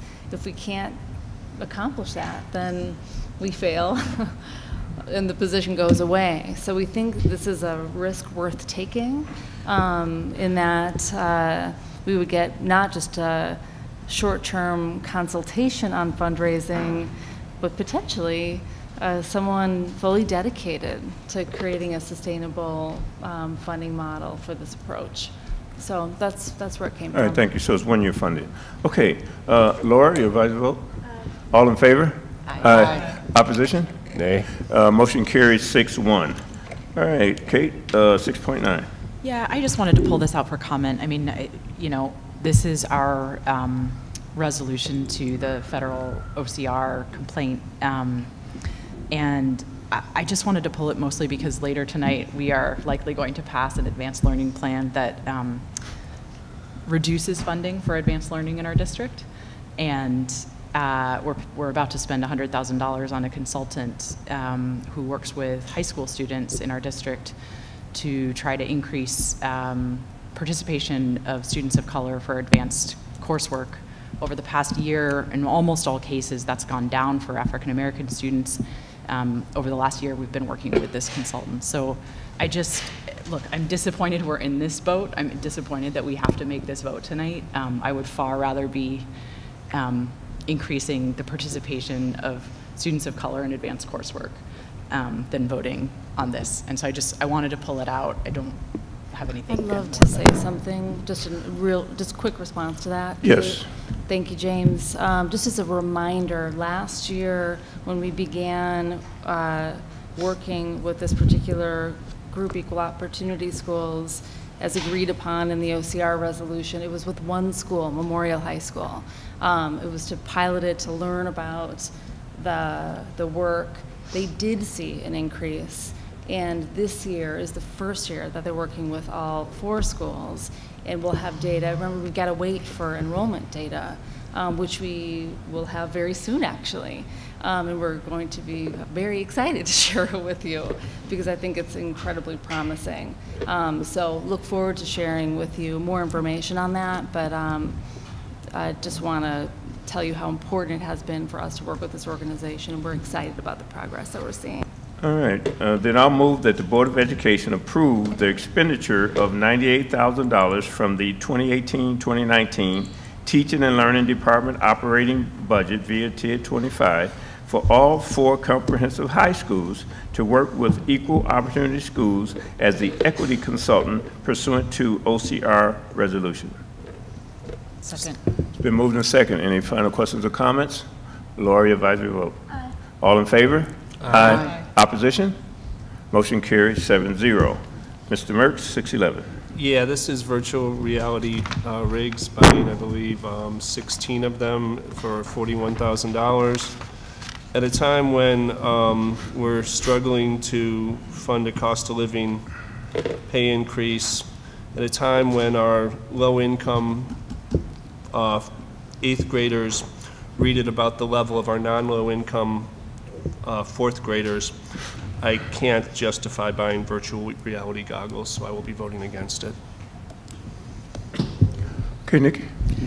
Yes, I would have to agree with TJ. Our teachers obviously should get the lion's share, and I'm all right with consultants, I'm all right with a lot of things, but the virtual reality goggles just is one step too far for me. I would like to ask. Could you comment on that? I would like to ask, I mean, what's the motivation behind this recommendation to buy virtual reality goggles? You know, I'm not the best person to address this. I mean, how does it add I'll take a to pedagogical shot at describing why. If you want me to, James, go ahead. No, I'm just asking. I mean, we have some questions from board members about virtual reality goggles. Yeah. So I mean, if you could tell me that it's going to increase attainment or something. Yeah, I mean, I think that they're used in a variety of ways for students to explore content. I actually witnessed it. Where was I? Shorewood Elementary School. Students were so incredibly engaged. They were learning about social studies, exploring the world, getting to actually see and experience out beyond the textbook, right? The words on a page. I mean, it was incredible to watch. The teachers did a fantastic job using this tool to engage their students. I mean, I don't know.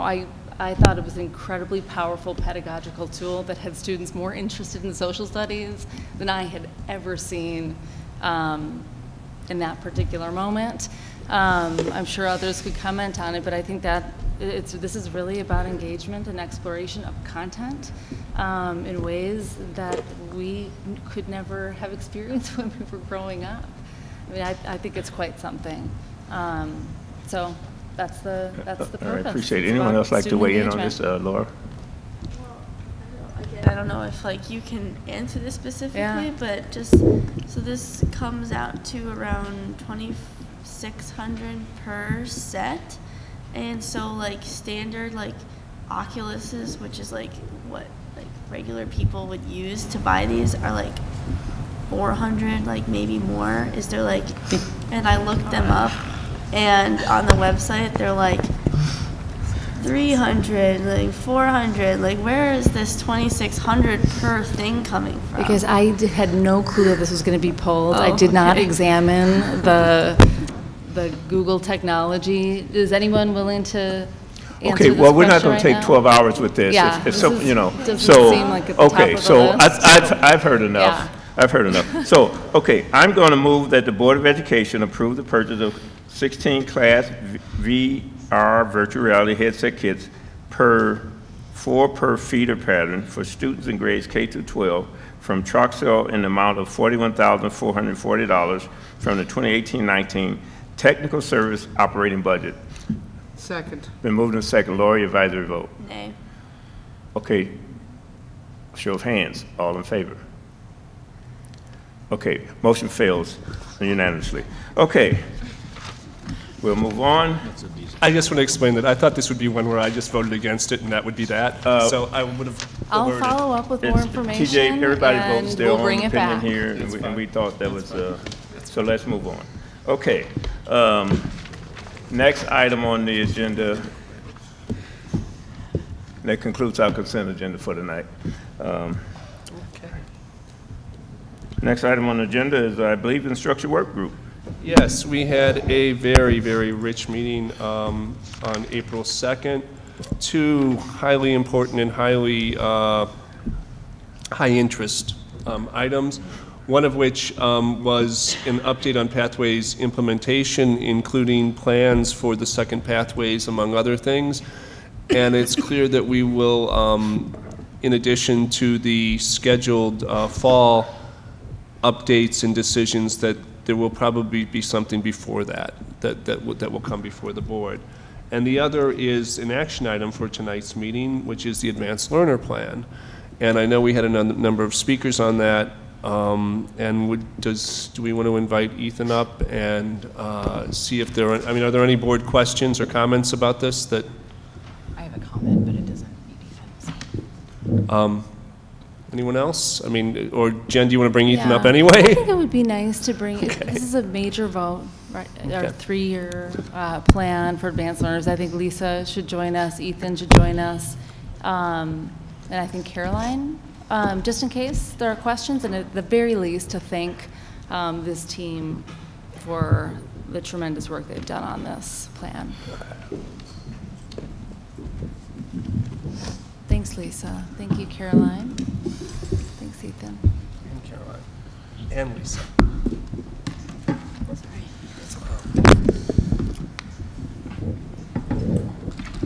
If, Kate, you said you had a comment, or? Yeah, go ahead. Or did you want to? TJ.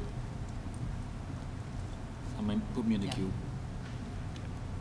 Do you guys want to say anything? Do you want to introduce anything? Do you want to say anything about the work, the direction? Do you want to respond to any of the comments that we've recently received? You know, if I may interject here, we've been doing a whole lot of advanced learners, so let's go with questions and answers at this point.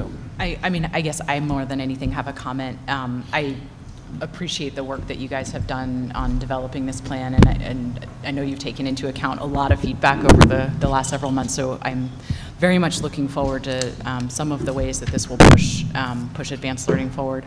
I also, I will not be voting for the plan. I cannot, for me, this plan doesn't deliver on the promise of what we as a district need to do. It's our job as leaders to be pushing challenging coursework for all children, including children of color. This plan reduces funding. It does not have a curriculum for advanced learning. It does not have additional staffing, and it doesn't do, from my perspective, the kind of talent development that kids in our district deserve. And so I appreciate the work. I look forward to continuing to push on it. I look forward to continuing to push on it during the period of this plan. But I think our kids can push themselves, and it's our job to offer the kind of coursework that lets them push themselves in the ways that they want. And I think we got to push ourselves harder to make that happen. So, Dean? Yeah, since I've been on the board, we've had excellent feedback from their advocacy group, the community advocacy group that have worked with you to help put this plan together, and they gave us some information about supporting this plan, and then the implementation of it to continue to monitor that in a very transparent way. And I just wanted to echo that. I think that's important that the community members that were involved in this planning be informed, as well as us, because they've been extremely helpful to me to help figure this out, and I'm sure they were to you as well. Nikki? Would have liked to see a little bit more on dual exceptionality with individuals with disabilities. Hope that can be an update in a future plan. And I've got a couple comments. I actually am sitting here and not sure how I'm going to vote on this. And the reason is I think that we're promising more than we can deliver. And I think that at the point of planning and passing a plan, deciding what we can promise and what we can deliver is the time to do it, rather than 2 or 3 years into the plan and say, to have people coming to us and saying, you promised this and you didn't deliver it, and you promised that and you didn't deliver it. And in particular, I think that we have, I wouldn't necessarily support budget increases and staffing increases, but we have the advanced learning specialists and other staff who are very torn between serving the needs of those who are already advanced in the talent development piece. And just, an almost impossible task, and people keep talking about casting a wider net. I think, in fact, we're casting 2 wider nets. And I think that there's a certain point where, as a board, we have a obligation to make some decisions to say, this is what we can do with the resources we have, this is what we'd like to do, but be firmer in the distinctions between the two. And so I will decide within the next minute. But I wanted those comments, I wanted to echo some of that we heard from people. And I want to also add that I think that we heard from multiple people in the last few days that, and this is something I've said in a different context before, is that the monitoring, just seeking an understanding, and it's not just you, it's also special education, seeking an understanding of what's going on with cluster grouping in our district. I think that's something that we're hearing additionally from probably with ELL issues additionally. So, and that's not on you, maybe it's on Lisa, but it's not, but I think that we need to do that. So I will entertain a motion. Oh, James, I'm sorry. It's okay. I actually want to say thank you for the work you guys have been doing around advanced learning.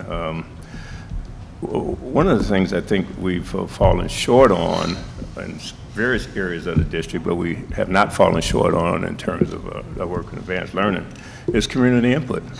I mean, from what I've seen in all the community, various groups have really you actually worked side by side in developing this plan. And we heard tonight that the community actually are asking us to approve this plan. That's huge for me.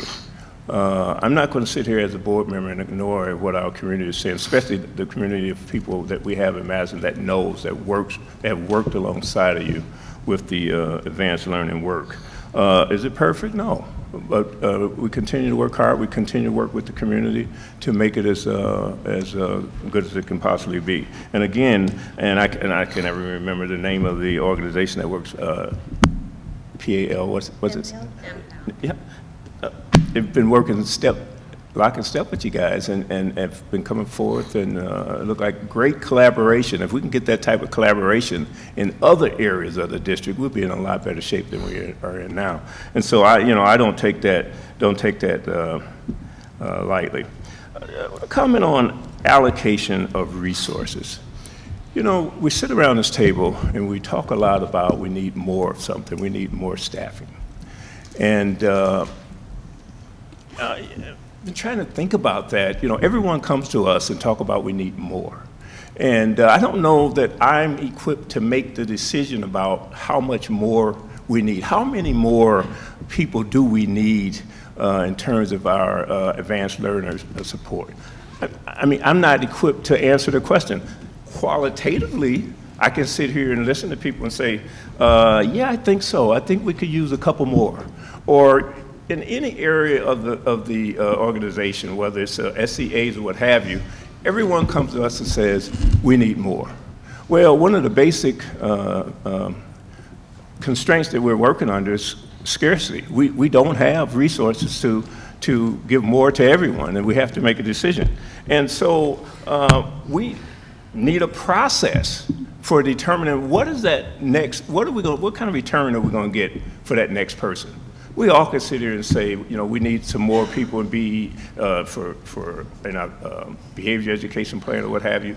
We all can sit here and say qualitatively, let's add, but we have no real way of making, at least I don't, maybe some other board members are smarter than me and that can know exactly how many more staffs we need to add. But I don't have a way of figuring that out. Do we need more? Probably, but I don't know if it's 1, 2, 3, 4, 5, or what have you. I have no way of knowing. I'll be voting for this because I cannot ignore the community and input and collaboration that's gone on that continues to encourage you all to work and continue down this path. So I'll be voting for it. The only question I have is, has been raised by our speaker tonight also, is about the transparency around OCR and whether that should be stated explicitly in the document somewhere. And I have to agree that we have not had much transparency or conversation on the board level about OCR resolution. And it is one of the reasons why we're, and I don't know how big of a reason, but it's one of the reasons why we're doing some of the advanced learning work. So do you have any comment as to, you know, maybe we can add something somewhere to just talk about what that's about in this document? So I can remember, I can remember when Dylan was in this seat right here, and when we were talking about OCR, and she reminded us all that it is not just about advanced learning. It was also, there's quite a bit in there about core coursework, sequences of coursework. So we didn't call out explicitly within our advanced learning plan. Really, we didn't necessarily pull that in as a component because our advanced learning plan is about where we stand, what our values and beliefs are around advanced learning and programming and identification. I do agree with you that we haven't had much of an opportunity yet to talk about the data that we have actually submitted or found out in the process of working with OCR and working with equal opportunity schools. We just got the formal first set of data from equal opportunity schools last week, and if you give me 30 seconds, I'm going to tell you 2 really great pieces of information. East High School added 127 historically underrepresented students to advanced placement courses over last year. And they added 90 more low-income students. La Follette, 75 more historically underrepresented students in advanced placement, 65 more low-income students. So we have to wait until the course requests come in and enrollment. So you'll be getting in the next couple of weeks some really nice and very clear documentation about how that's been working in each of our 4 high schools and all of the different demographic areas. And we'll put a narrative together and have an opportunity to discuss that. But it has seemed like that has gone on all year and we haven't talked about it because the equal opportunity schools teams have been working with the schools to gather the data to put together the school profile cards. So we know who those kids are. We want to tap on the shoulder and say something encouraging about really enrolling in a higher level course. So we're excited to bring that to you. Thank you. Gloria, and then Laura. So MPEL sent us an email with recommendations. Did you all have a chance to take a look at it? Can you comment on anything that sort of stood out? Yeah.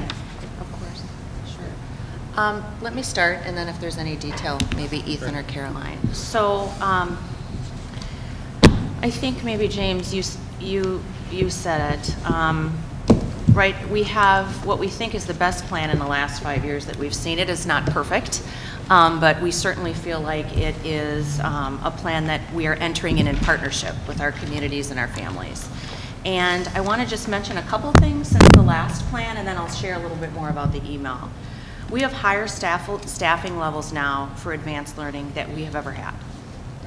We are staffing or advanced learning specialists. Oh, got it. Yeah, staff. We, for the first time, have data and monitoring systems, including the school level implementation plans that hold us accountable for what's happening at the schools. And as the strategic framework emerges, I think you're going to see a priority project in one of those areas. What we noticed about the email in general was we actually don't disagree with those buckets of work, right? They were talking about talent development, they were talking about course development, elective development, selection of tools and resources to support students with advanced learning needs. And that's our work. That's our work every day. And we monitor that. Those are the work streams and priority projects that we monitor in our central office measures of progress, our own comps. We monitor those, we check in on those quarterly, and that's our work, right? We talk to districts about what they're doing that's working. We research, we talk to each other, we pilot things in schools. That's our everyday work. So we saw those more as ways of working, Gloria, versus sort of the big sort of stance that we're taking in the plan. So we are well prepared to really articulate that in our day-to-day working with our advanced learning specialists. Anything else, you guys, on that? No, I would agree with you. I just have one more comment, which is that with the everybody's opportunity, with the OCR consultant, I think it's also in addition to monitoring increases in enrollments, we have to look at outcomes, particularly the AP outcomes, as well as the grades in the classes. And I think that, and I see Amber Walker in the front row in her recent request for open records on AP was kind of eye-opening. It was eye-opening, the different differentials in students scoring 3s and above. So, I will entertain a motion.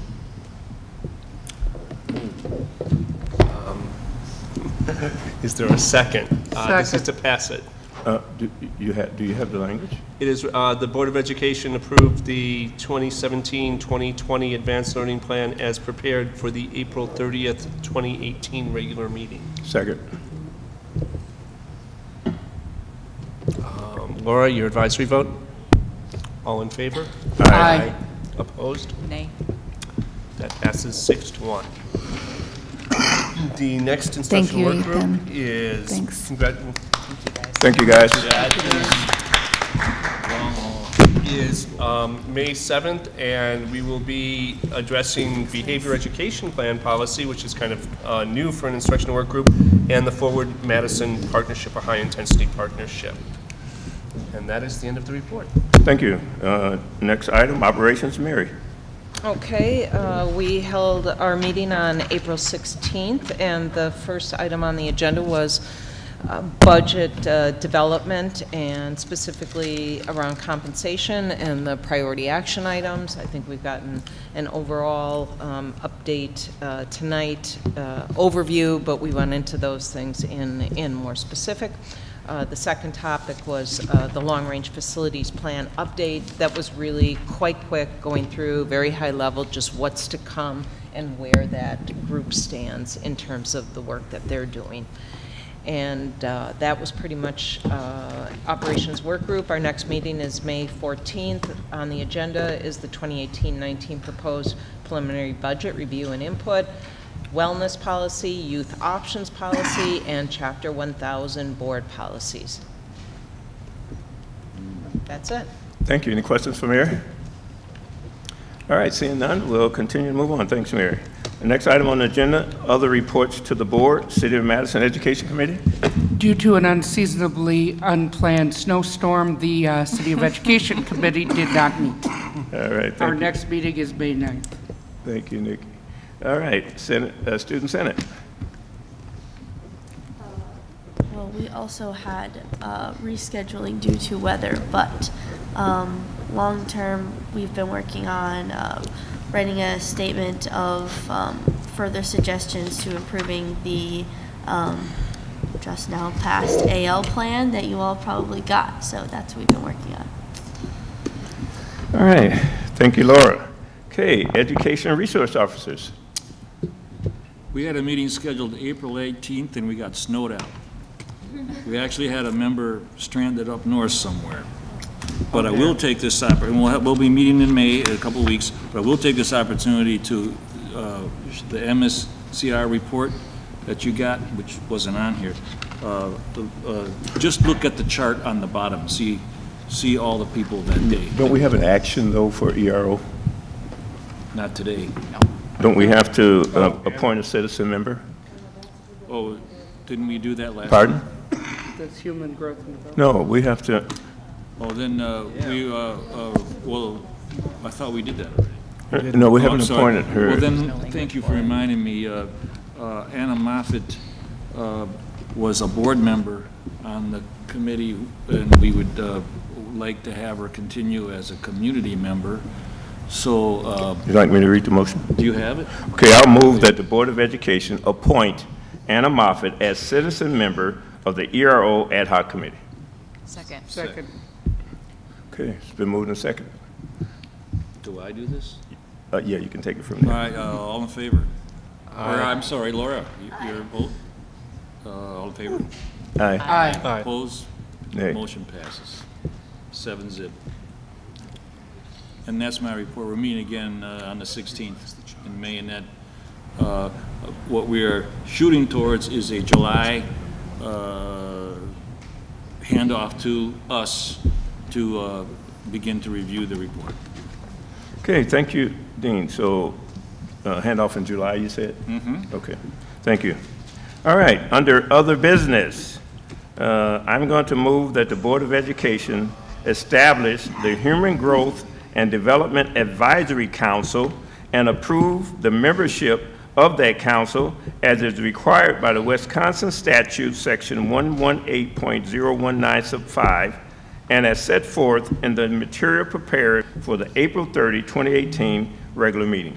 Second. It's been moved and second. Jan, you want to give us just a quick background, a couple seconds on this before we vote? Yeah, we are mandated to put together a committee to look at the human growth and development course, and this is the list of members that we've submitted respectively to the board. All right, thank you. Any questions for Jen? Do we have any school board members on there? I didn't see it. No, I don't think there are any school board members on the list, and I don't think that's an expectation. Is that true? I haven't been a big part of the development of the list. So there's a very prescriptive list in the statute of who makes up the committee, and they would bring recommendations back to the board. That's their sole purpose. Is there a method for replacing students as they graduate? Because there's 5 or 6 at least students on the list. Yeah, you certainly may. I don't know that certainly one. may. Okay, thank you. All right, did we get a second? Yes. I think. Okay, it's been moved. Lori, advisory vote? Aye. All in favor? Aye. Any opposition? Motion carries 7-0. So, is there any old or new business to be brought before this board tonight? Seeing none, I'll entertain a motion to adjourn. Motion to adjourn moved. Second? All in favor? Aye. All right, we're adjourned.